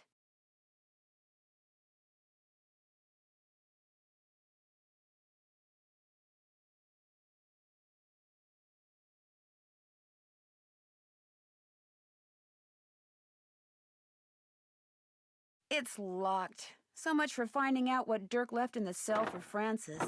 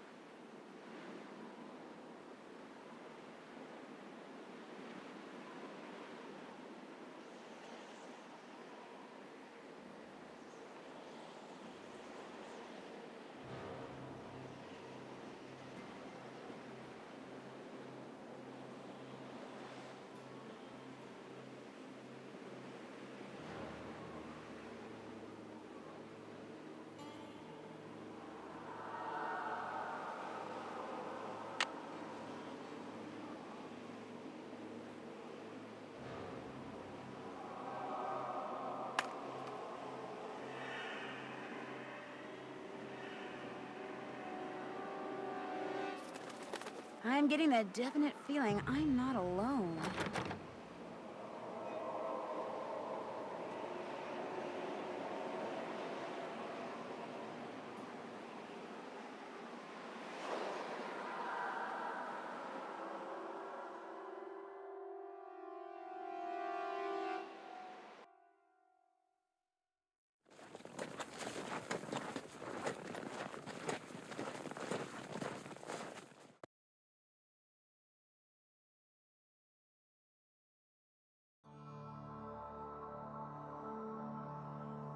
That looks like Mary Yazzie and Tex?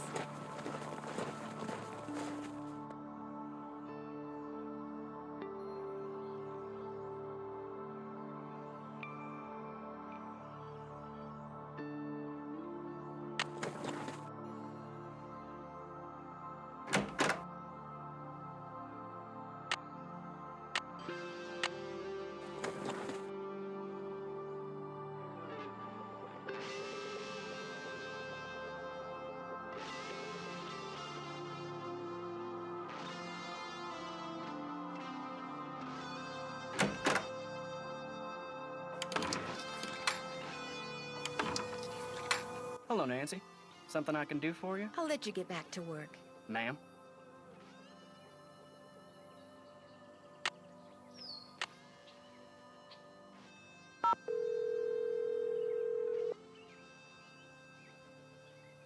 Hernandez. Hello, Sheriff. It's Nancy Drew again. Hello, Nancy. What can I do for you? I noticed that you put a lock on one of the buildings in the ghost town. Yeah, the support beams in there are about to go. I was afraid some dumb tourist would knock into one of them and bring the thing down, and I'd wind up having to dig them out. If I'm real careful, do you think I could have the combination? It's just an old shack. There's nothing to see in there. I'm just curious. Amateur detective, remember? I'll lock the place back up when I'm done. Well, if you swear you'll be careful. I'll be extremely careful, I promise. Let's see, where did I put that combination? Ah, here we go. 9, 2, 7, 4. Thanks for your help. Anytime.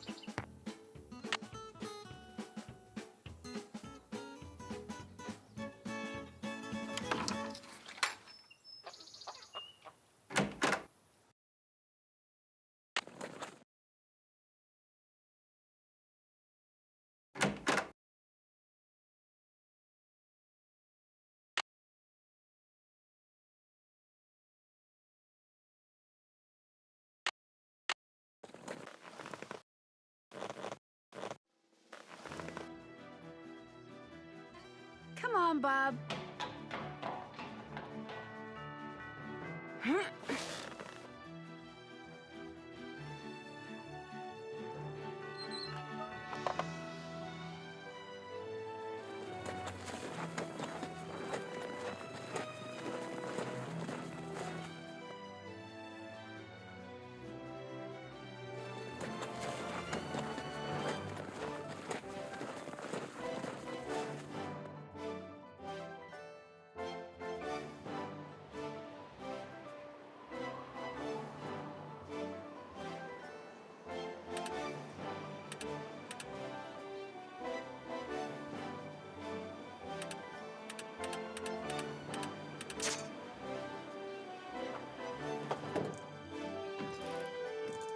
An electrician's manual. Wonder what that's doing here.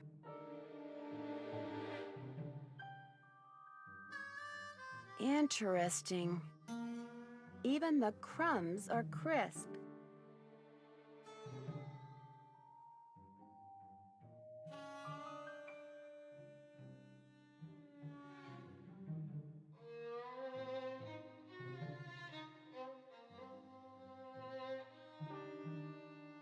Looks like someone's been hanging out in here.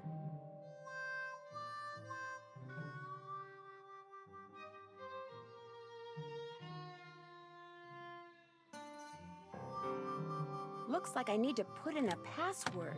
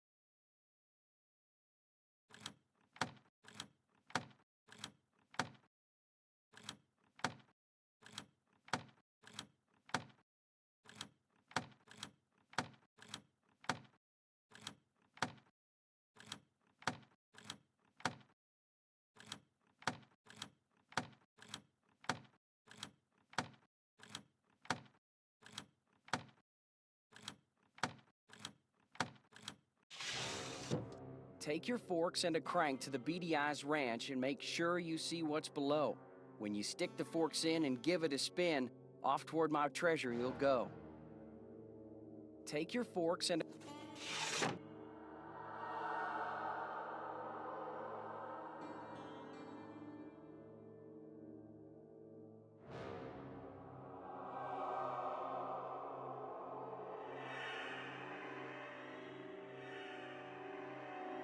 Interesting.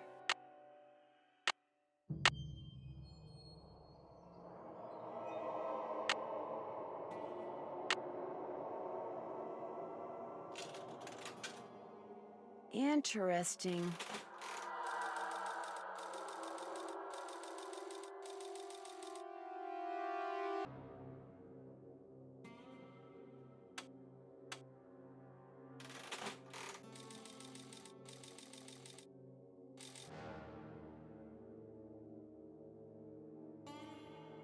Interesting. Something goes here.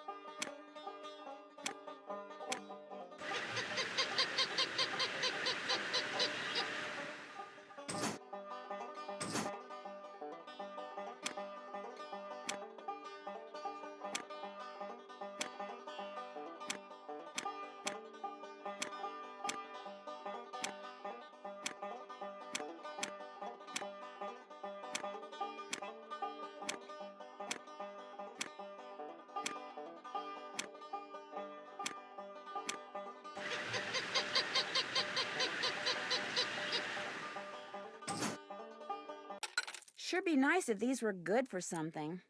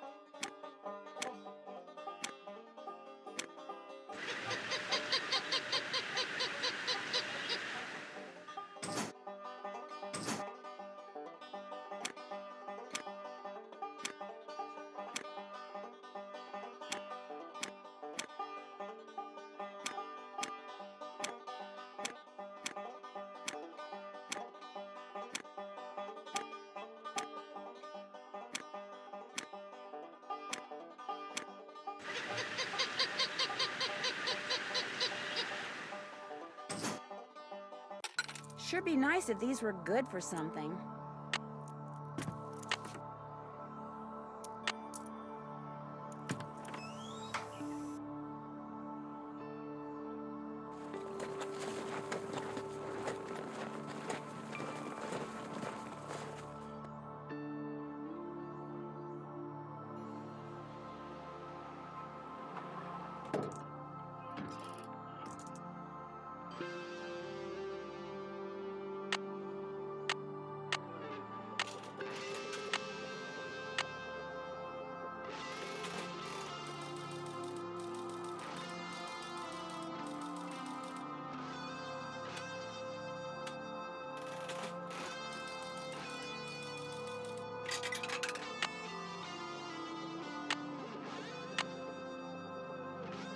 Interesting.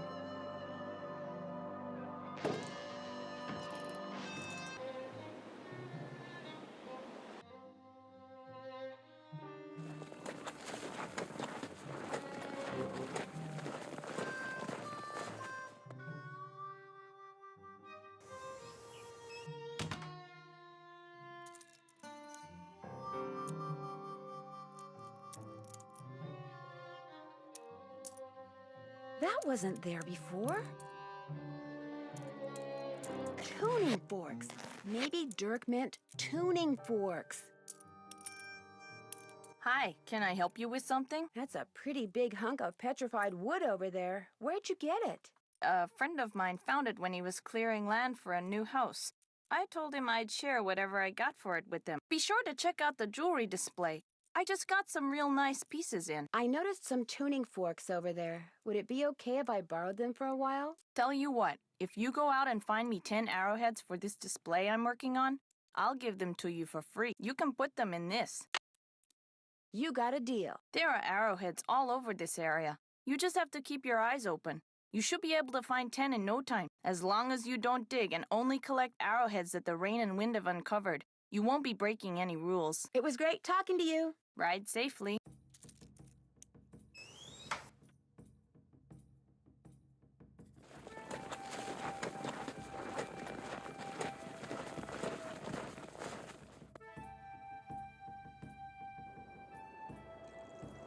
Three down, 7 to go.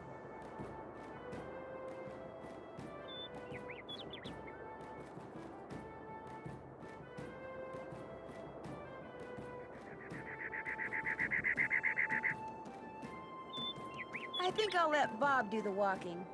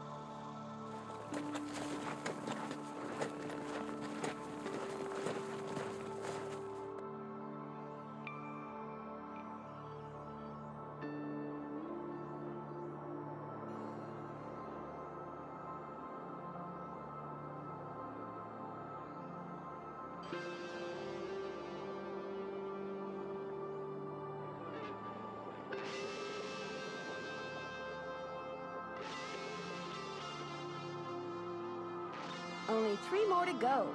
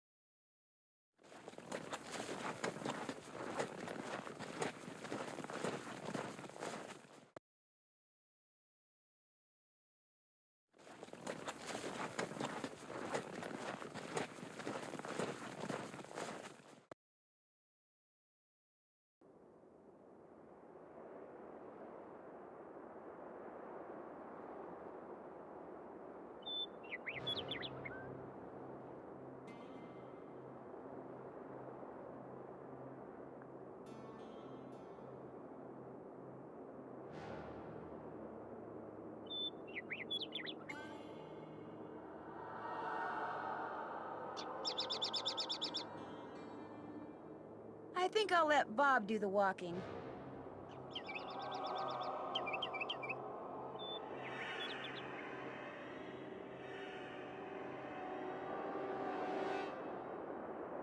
Better not leave old Bob behind.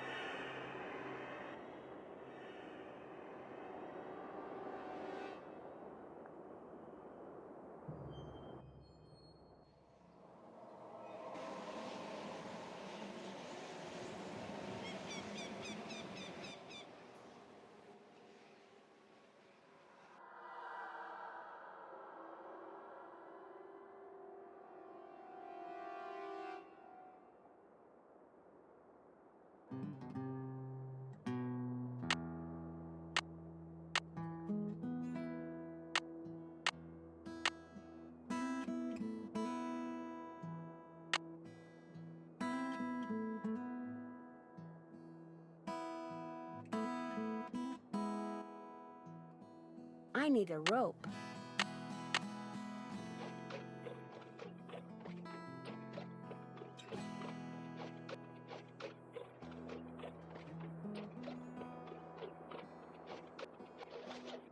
Missed.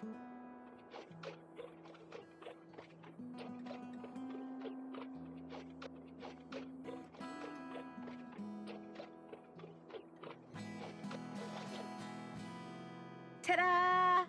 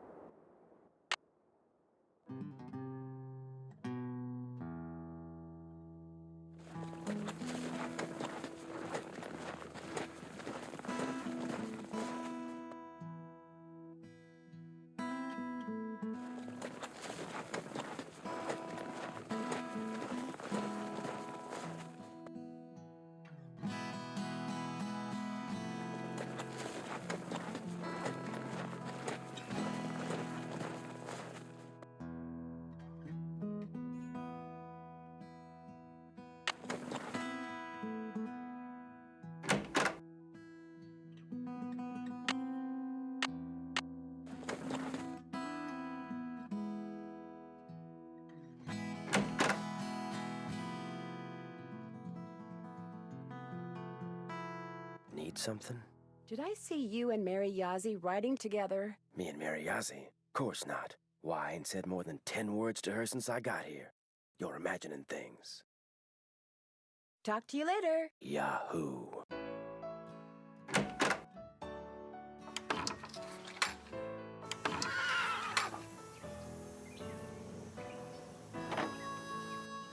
Looks like the pipe was pretty. 10 arrowheads. I'm all done.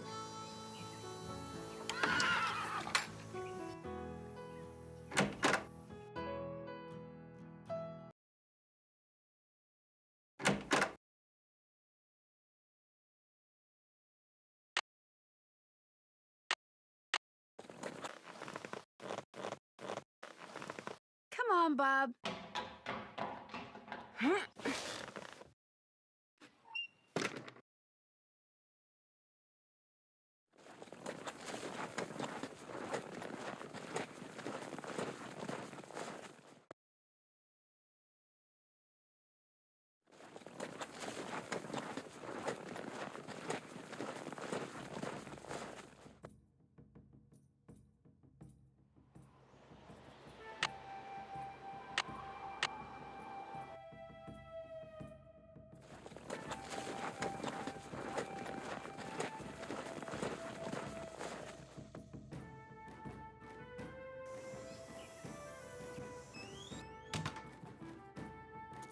got those arrowheads yet? I have 10 arrowheads right here. So you do. It looks like I only need 9 to finish this display. So here, keep this arrowhead. Thanks for your help, Nancy.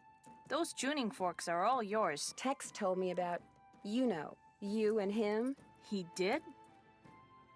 I'd like to hear your side of the story now. My side's no different from his side. We're in love. What's the big deal? Right, you're in love. What's the big deal? Wait a minute. He didn't tell you anything, did he? You tricked me. Oh, you're good. You are good. Why do you think you have to keep your love for each other a secret? Tex knows the Raleighs and I have been arguing about that property I want to buy. He's afraid if the Raleighs find out about us, they'll think he's collaborating with the enemy and fire him. The Raleighs wouldn't do that. I think the real reason Tex wants to keep it a secret is because he's got this rough, tough loner thing going. I think the idea of changing his image scares him. Knowing Tex, that does make sense. Anyway, Tex and I are in love.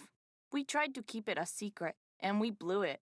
You know, for a city slicker, you got a lot of country smarts. Why are you so interested in buying that property from the Raleighs? There's a whole bunch of petrified wood on it.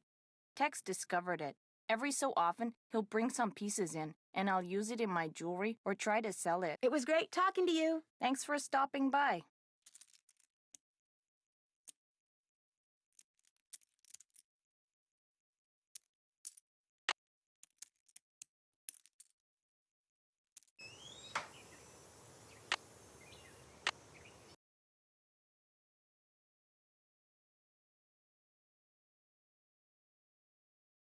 This is not the right time.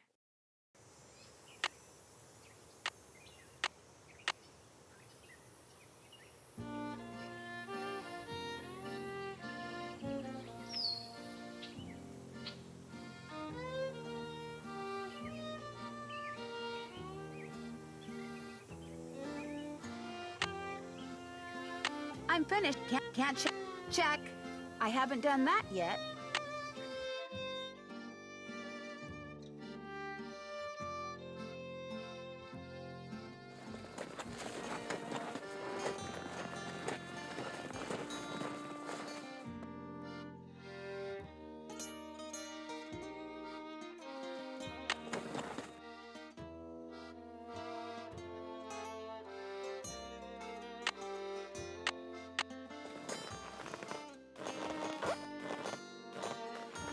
Come on, Bob.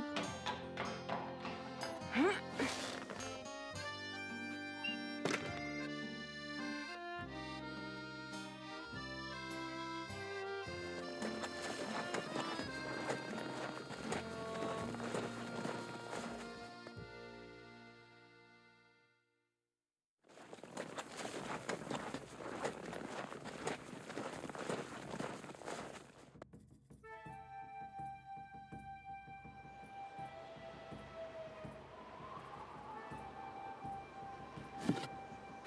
I'll bet Dirk custom made. I saw a design just like that in Cappy's.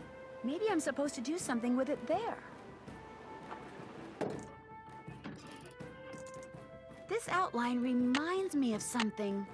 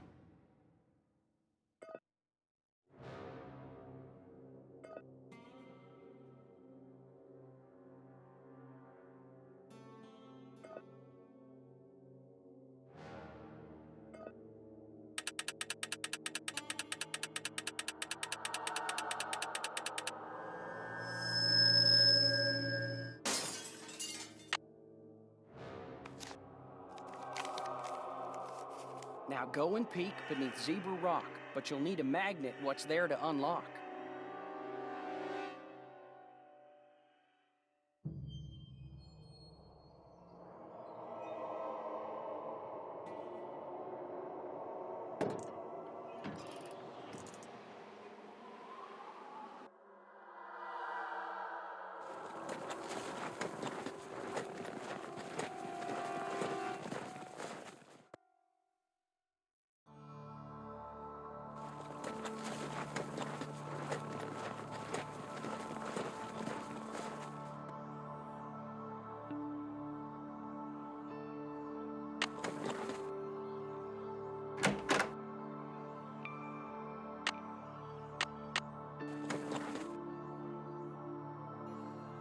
need something? Talk to you later. Yahoo!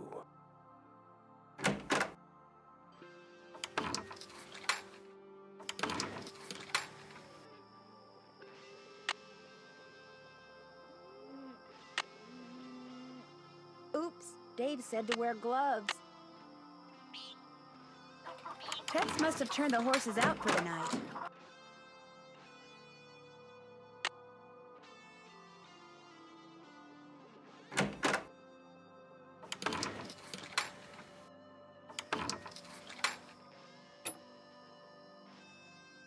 That doesn't look right.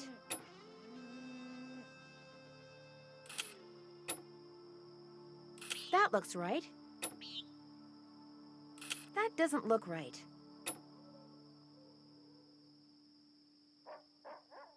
This goes here. That looks right. That looks right.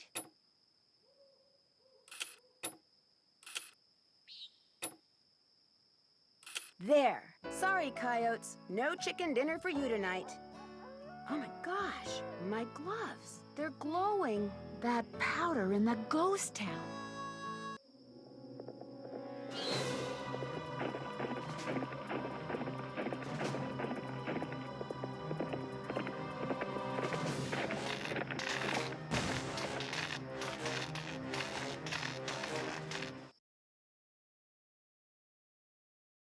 You saw the phantom horse again? Was anything sabotaged? The power lines going to the ranch house were either cut or were otherwise disconnected from the house. You mean you don't have electricity? We have a generator. It's pretty noisy, but it sure beats the alternative. But listen to this. When I was exploring the ghost town, I got this powdery stuff all over my gloves. And last night, when it was dark, my gloves were glowing. Glowing? Like the horse? Exactly like the horse. Maybe it glows because someone rubbed some kind of phosphorescent powder all over it. And if you found that stuff in the ghost town, that must be where he or she has been hanging out. Which is why I think I'll go back out there first chance I get. And another thing, Dave was suspiciously absent during all the excitement last night.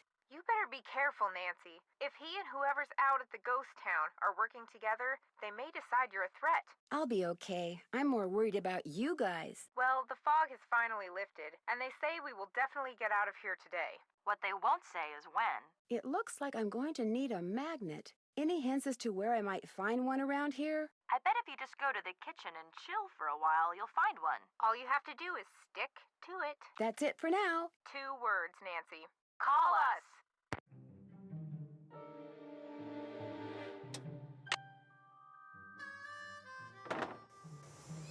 That horseshoe wasn't there before. Maybe the ghost horse threw it while it was running away last night. Nancy, I figured after last night you'd be long gone. I know I would be if I were you. When the power company turned off the power, did they say when they'd be out to fix the lines? No, they had no idea when they'd be able to send somebody out here. And if that generator goes, I could be cooking in the dark for days, weeks. Well, not weeks, because no way am I staying here that long. I'm so freaked out now, I'm not sure I can last one more day. You can't leave, Shorty. That's exactly what whoever's behind all these accidents wants. Listen to you. Cool, calm, optimistic. I'm a wreck and you're a rock. Of course, you're also dead wrong and totally deluded, but I'm still impressed. What do you know about the treasure that Dirk Valentine supposedly hid around here for Francis Humber to find? If I thought there was a snowball's chance in Tampa that Valentine had stashed any of his loot here, I'd be tearing this place apart. Why? What do you know about it? Nothing really, but what makes you so sure he didn't stash any of his loot here? When I heard that rumor, I started reading everything about Dirk Valentine I could get my hands on. But the more I read, the more it sounded like he suckered Francis into believing he'd hidden something for her, just to give people something to talk about when he was gone. Want me to do anything before I go riding? Same old, same old. If you bring me all the ripe stuff from the garden, I'll give you a basket to fill up with eggs. And once you're done with that, you'll be good to go. Well, I'd better get going. Drop by anytime.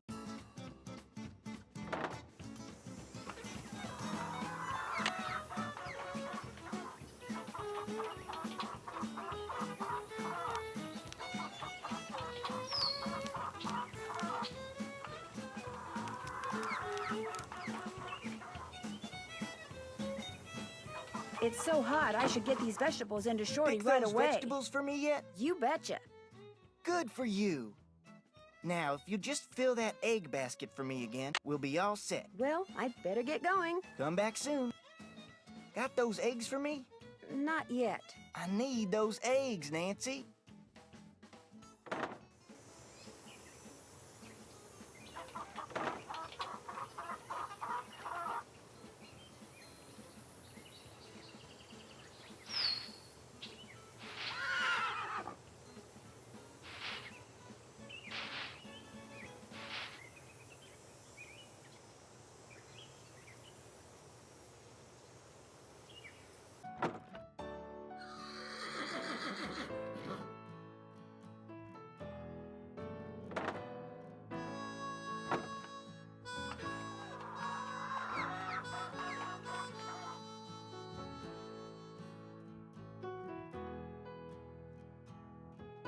I don't need that right now.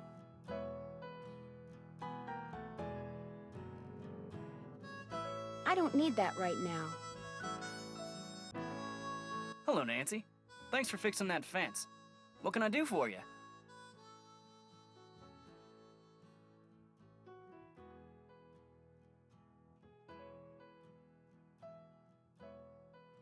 May I see that letter Frances Humber wrote to your great-aunt again? Sure. Thanks for letting me see it.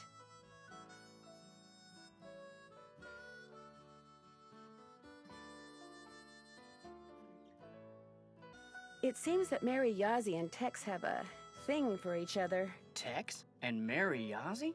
You gotta be kidding me.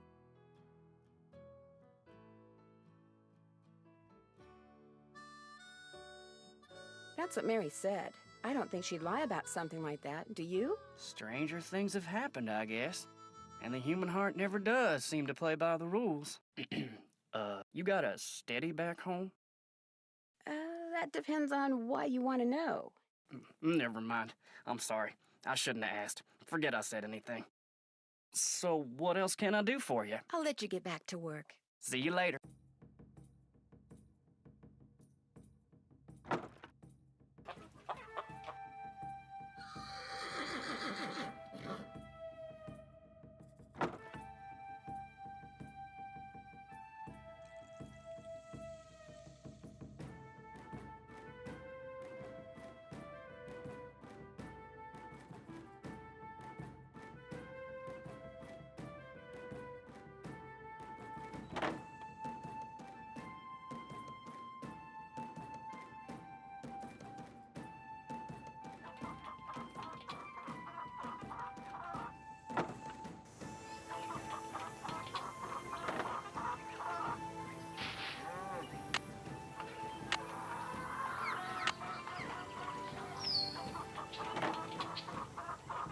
Hello, Nancy.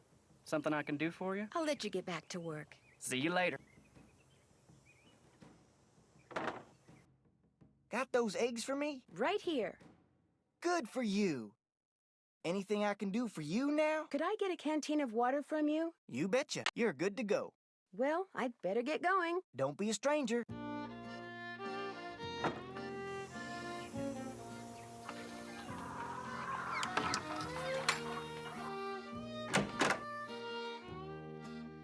Need something? I found a horseshoe outside that wasn't there yesterday. I was thinking that maybe the phantom horse threw it. It's got a rock wedged in it. So it does. Looks like the kind of rock you'd find out by the ghost town. So, you've been out to Dry Creek? Yep. Last time I was out there, my horse acted real strange. Even tried to throw me. Was like he saw something I couldn't. Something he didn't like. Something that was telling him to stay away. You're not suggesting he saw a ghost, are you? I'm just telling you what I know. You don't want to hear what I got to say, then quit asking me stuff. Is it okay if I go riding? Nope. I took a bridle. I'm getting there. This goes here. That looks right.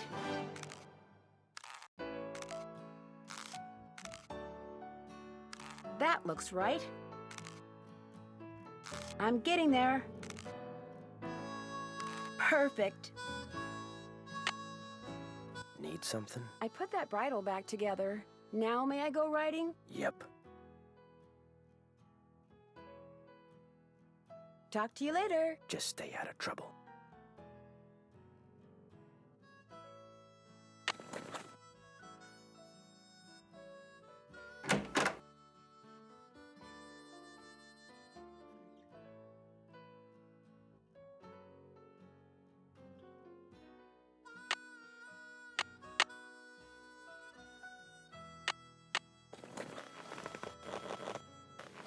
Come on, Bob. Good boy.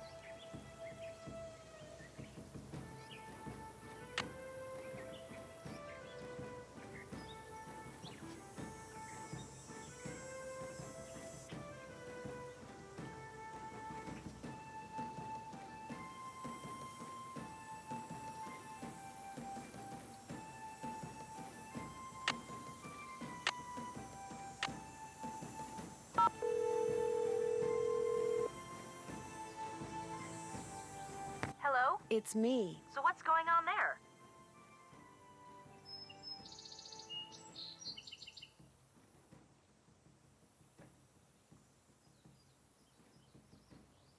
I found some kind of music box, but I can't seem to open it. How about a hint? Remember what Dirk said in that letter he wrote to Francis from jail? Your favorite flowers and the flowers on your favorites? I'll bet if you enter the 6 flowers that Francis loved, or that were on the things that she loved, it'll open right up. Go back through all the stuff you've learned about Francis. I'll bet all her favorites are there. I'm lost when it comes to Frances's favorite flowers and the flowers on her favorites. Hint, please? Dirk said something about having her picture painted in her favorite shawl. I'll bet that's what she's wearing in that painting in the den. Take a closer look at it, then do some web browsing on your phone. I'll bet there's something there that'll have you in stitches. That's it for now. Oh, and thanks for sending me that bead pattern. Thanks for giving us something to do. Bye!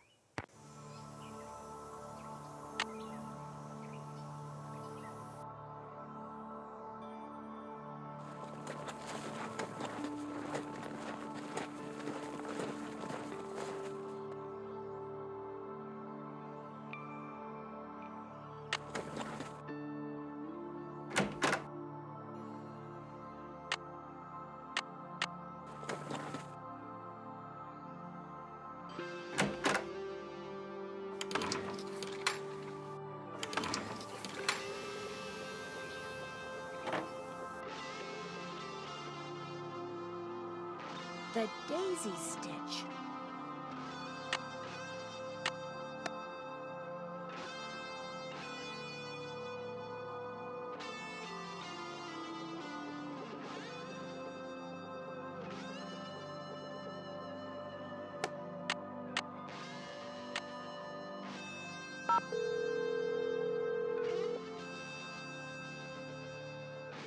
Charlena Purcell's office. Hi, this is Nancy Drew. Say no more. Hello, Nancy. What's the latest? Would you happen to know the brand name of crackers back in the 1880s whose slogan was "Even the crumbs are crisp"? Not offhand, but I certainly can find out. Details like that are why so many of my books have won awards for historical accuracy. Have you read any of my books? No. But Aunt Bet has. She's a big fan. I realize that my novels aren't everyone's cup of tea, but it wouldn't hurt to at least give them a try, would it? No. In fact, I'll pick one up first chance I get. And I'll send you the name of those crackers first chance I get. Talk to you soon. I'll be waiting.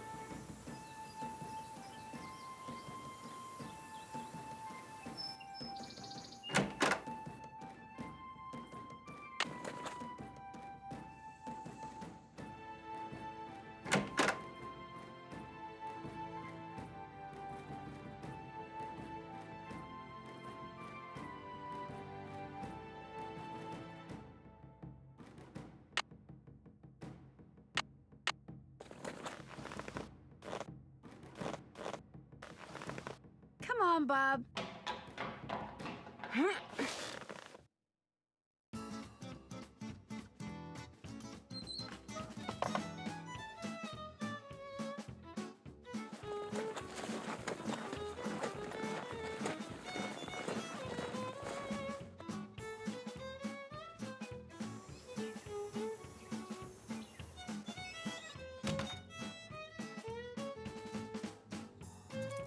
Hi, can I help you with something? I'd like to recreate the beadwork that was on this bag.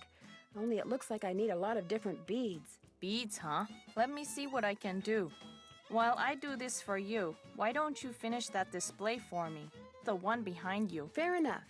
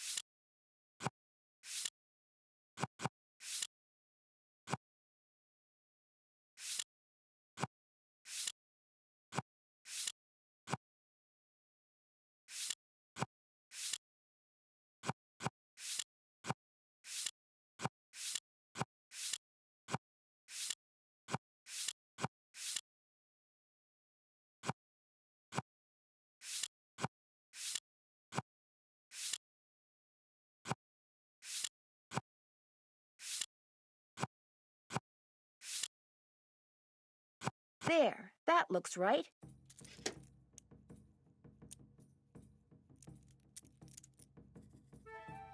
Hi.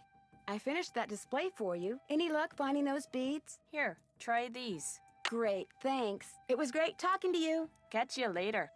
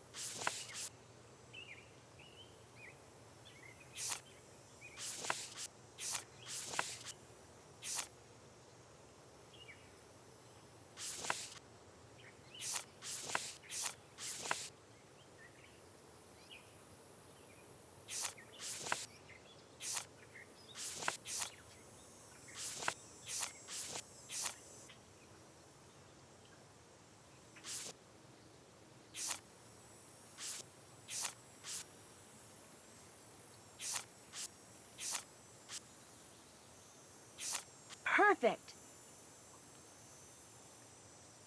That flower looks kind of like a poppy.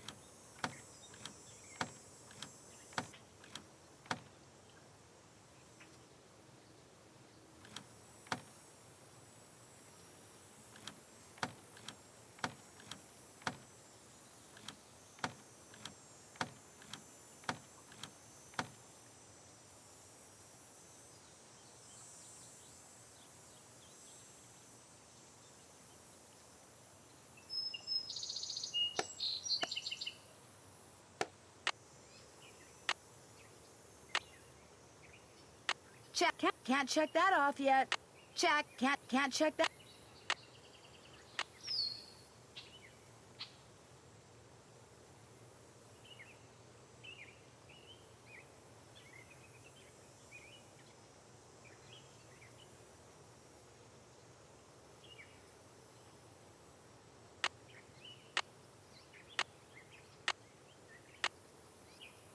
Can't check that off yet. Can't check that off till it's done. I haven't done that. Check. Check. I'm finished with that. Check. Can't check. I haven't done that yet. I'm finished with that. Can't check that off till it's done. I'm finished with that. Check.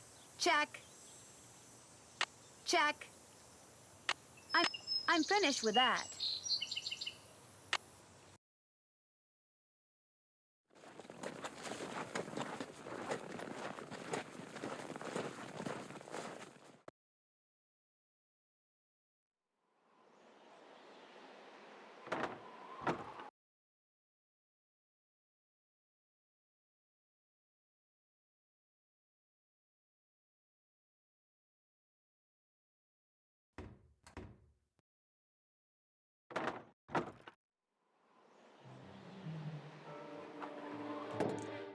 The stuff I saw in here before is gone. Looks like I scared somebody off. Maybe this is the key to the jail cell. I'm in the jail cell.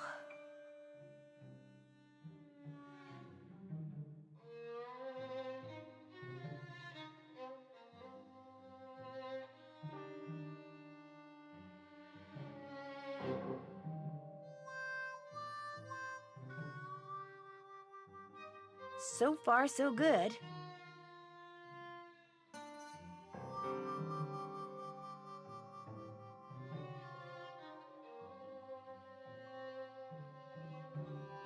I'm getting there.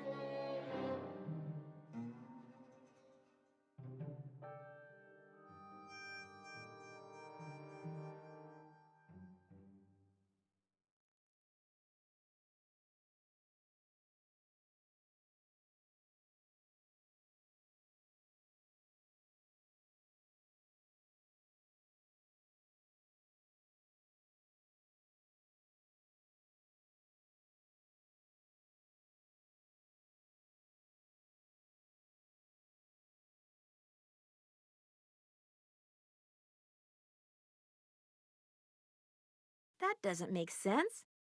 Very good. Underbank lamp. These old bricks must be good for... I have enough of those. I'll bet that's the key.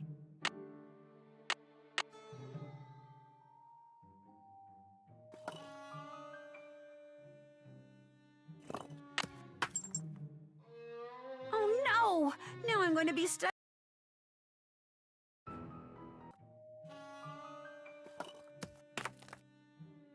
I need a rope.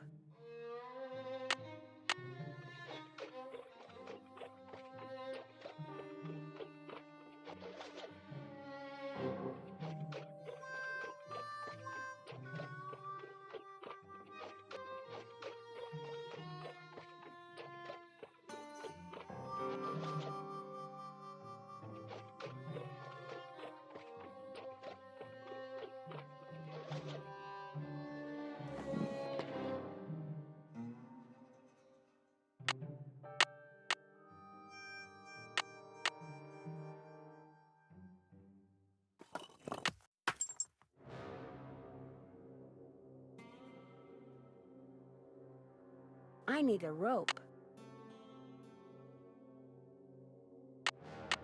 Come to Mama.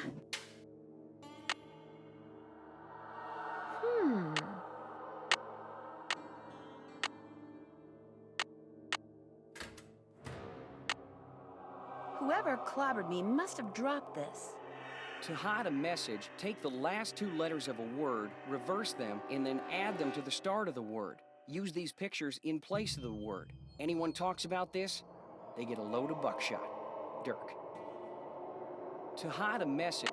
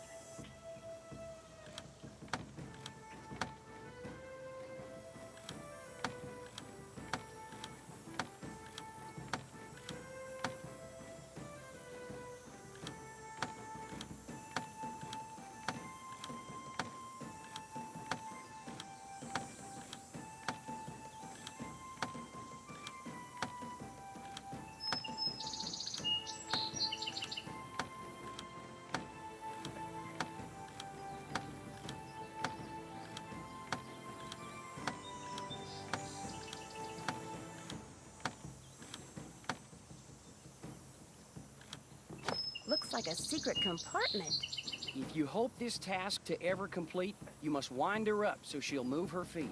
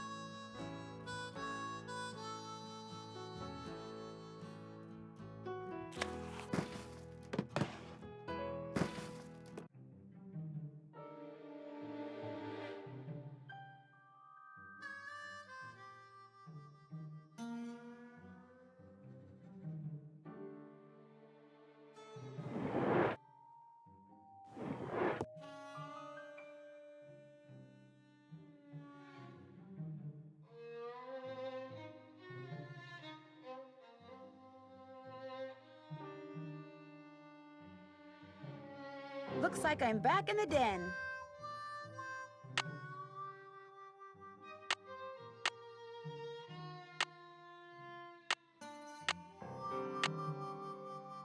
I haven't done... Can't check that. I'm finished with that. I'm finished with that. That's done. I haven't done that yet.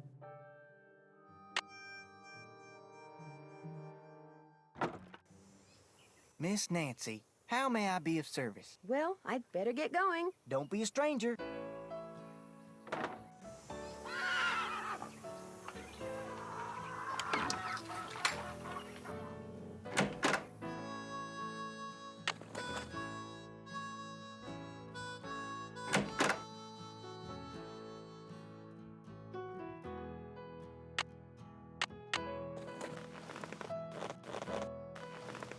Come on, Bob.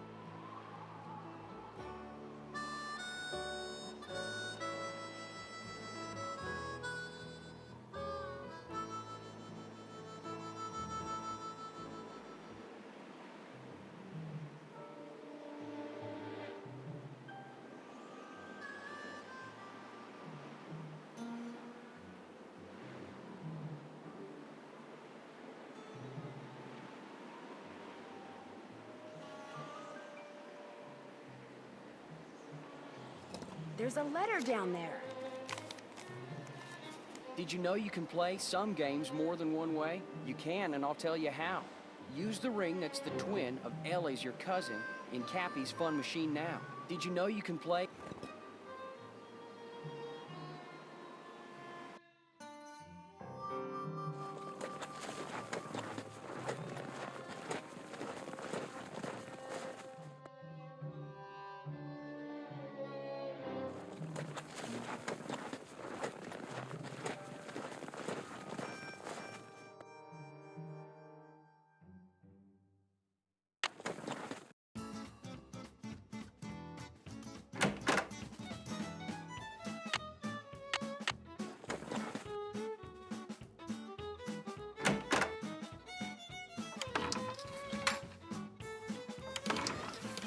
Hello, Nancy.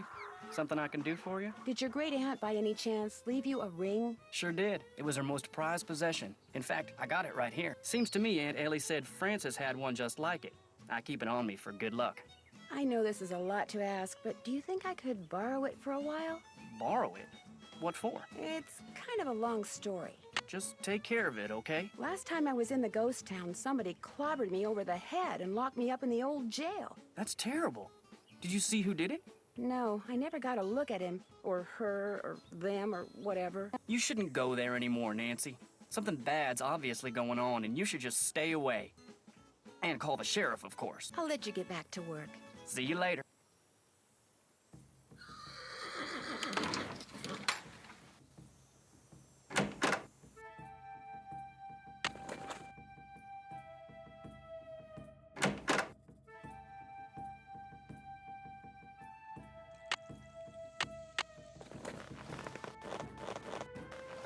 Come on, Bob.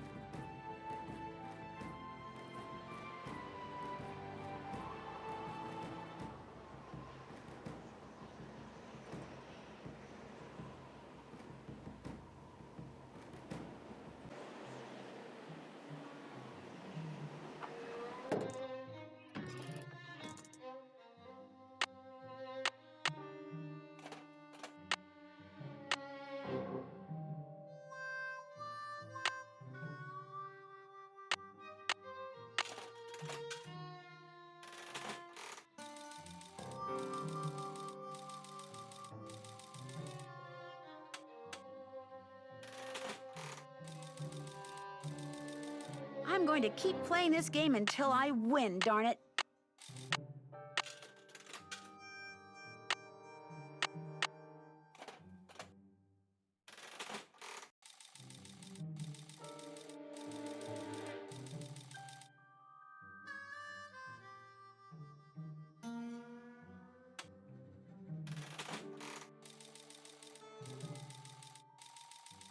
I'll just have to get another token and play again.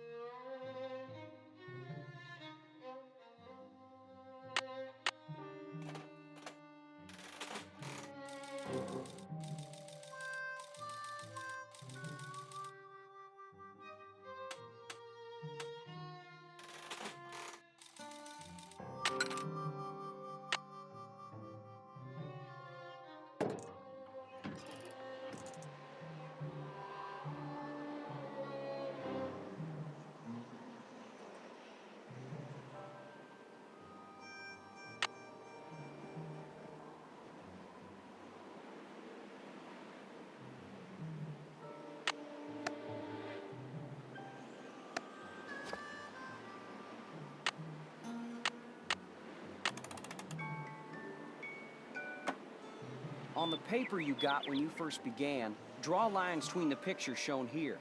If you draw them in order, you'll find something you need behind the picture that you make appear.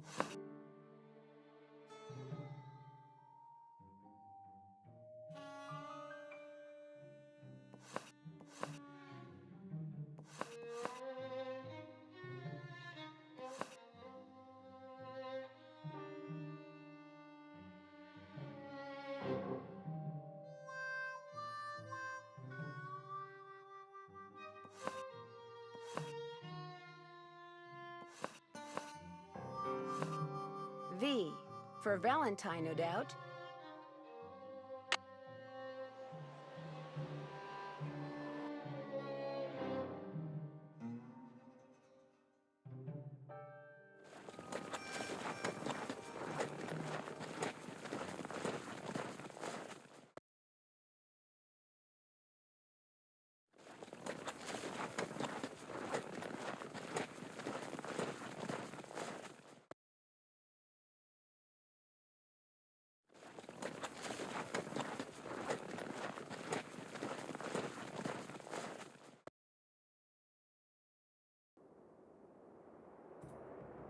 I need a rope.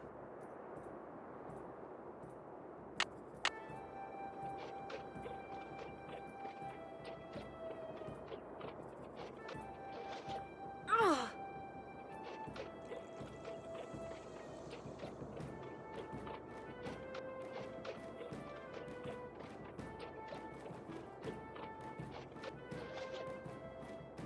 Ta-da!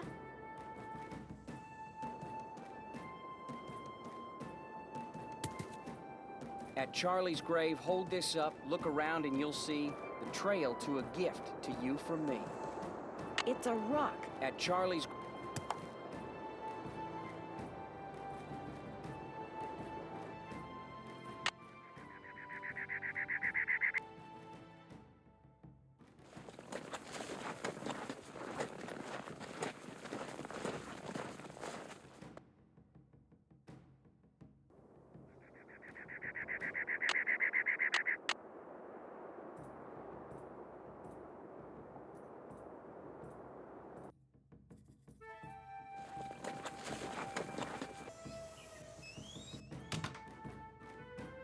Hi, can I help you with something? I found this piece of rock in the desert. I'd really like to get the scuff marks off of it. Looks like it's been polished before.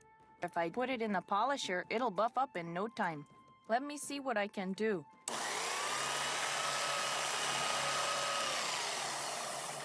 It's a picture agate. Great. Thanks, Mary. It was great talking to you. Come in again. Hello? We're booked on a flight to Phoenix. All right. The bad news is, the flight's been delayed. Here we go again. The plane that's supposed to fly us out of here is sitting on the tarmac in New Jersey waiting to take off. It's like 93rd in line or something. So what are you doing, Nance? Have you figured out who's behind the sabotage yet? Not yet, but I think I am getting close to finding Dirk Valentine's treasure. All I have to do is go where the picture on this agate takes me, and I'll be all set. The picture on this what? It's a long story. I'm tempted to ask you to wait until George and I get there, but I know that'd be like asking an Olympic speed skater to slow down. Just be prepared to tell us all about it. All right, I'll see you guys later. Have fun. Wish you were here. Kidding.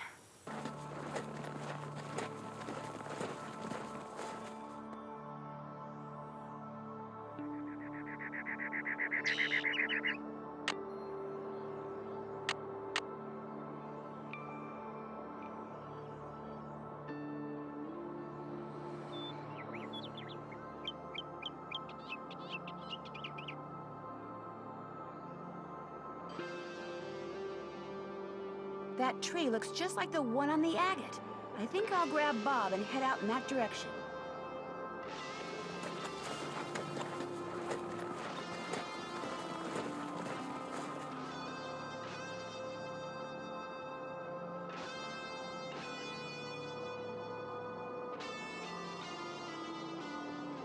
Now, how am I going to get up there?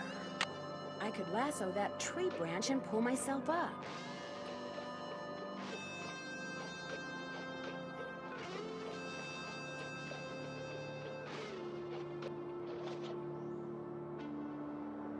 Oh, yeah. Ancient cliff dwellings. Awesome.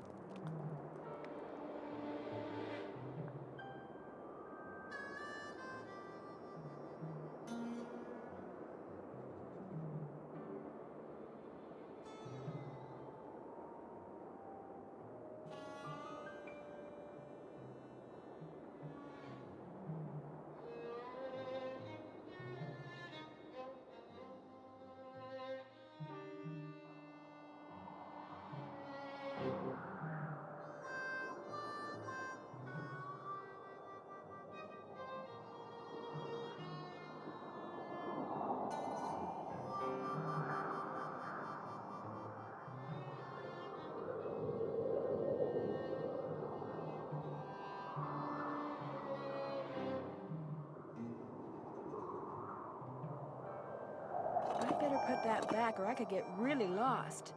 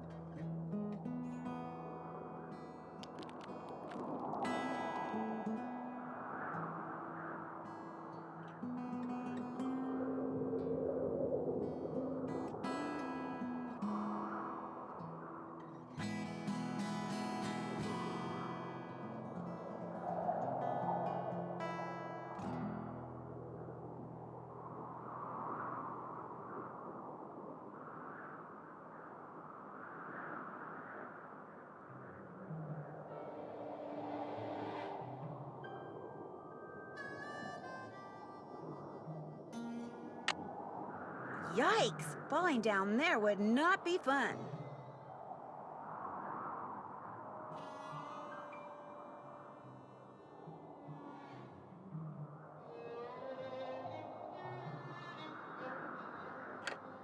I need more keys.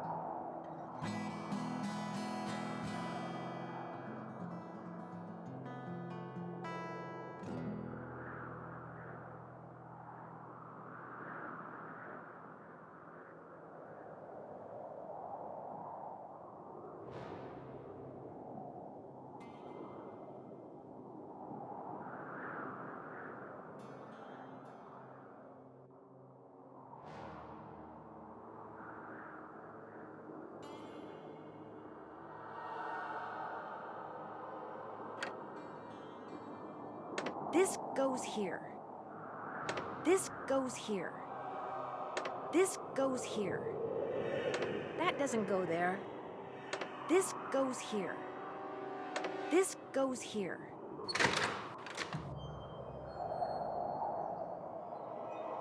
There it is, Dirk Valentine's treasure. Solid gold hearts.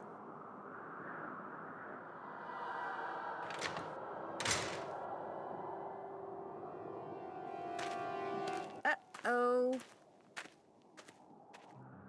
Why, hello, Nancy. Find the treasure yet? So you're the one who's been sabotaging the ranch. That's right. Here my buddies and I went to all that trouble.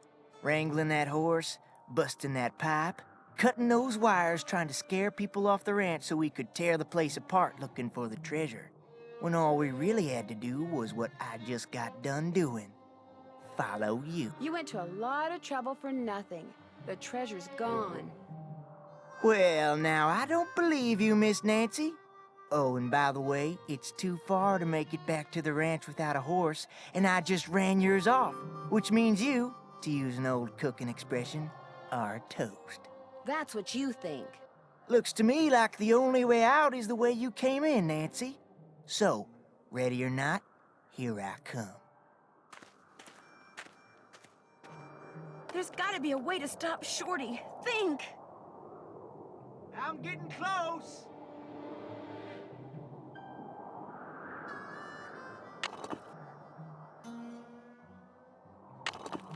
Just went through another door, Nancy. There. Now I better hide. Last door. After I get the treasure, I'll deal with you. Whoa! You switched door markers on me, didn't you? That was downright mean, Nancy.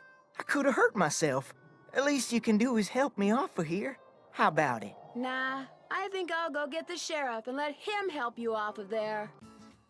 Dear Hannah, it turns out that Shorty had ridden to the cliff dwellings on the Phantom horse, which was really just a trick horse that a friend of one of his bank robber buddies had trained. Since my horse was gone and it was getting dark, I wound up riding it back to the ranch so I could call the sheriff. You should have seen the look on everyone's face when I rode up on a glowing horse. It looks like the phosphorescent powder that they used to make it glow was harmless, but Tex is taking care of the horse until he's sure it's okay. Mary Yazzie has straightened everything out with the Raleighs, and now she comes over a lot, mostly to see Tex. He turns beet red whenever she's around. It's actually kind of cute. Speaking of cute, Dave confessed to the Raleighs as soon as they got home from the hospital, just like he said he would. They not only forgave him, they even offered to split the treasure with him if it turns out they can keep it. Sheriff Hernandez is looking into it. The best part is, Bess and George finally got here, and we've been having a ball. Here's a picture of the three of us on our horses. Unfortunately, Dave took it. Guess he didn't realize his finger was over the lens. See you in a couple of days. Love, Nancy.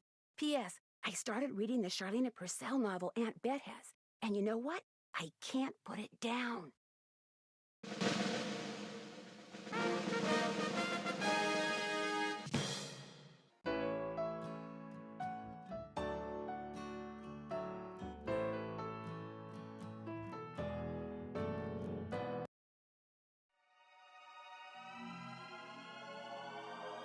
If dreams can come true, what about curses? Well, in my next mystery adventure, you can find out for yourself, if you dare. I've been invited to a creepy old castle in England to find out who or what is terrorizing its residents. Could it be that the spirit of a centuries-old witch has returned to seek revenge? And why, after 300 years, has the beast of Blackmoor returned to prowl the moors again? The answers to these and many other dark secrets will be uncovered in my next case, The Curse of Blackmoor Manor.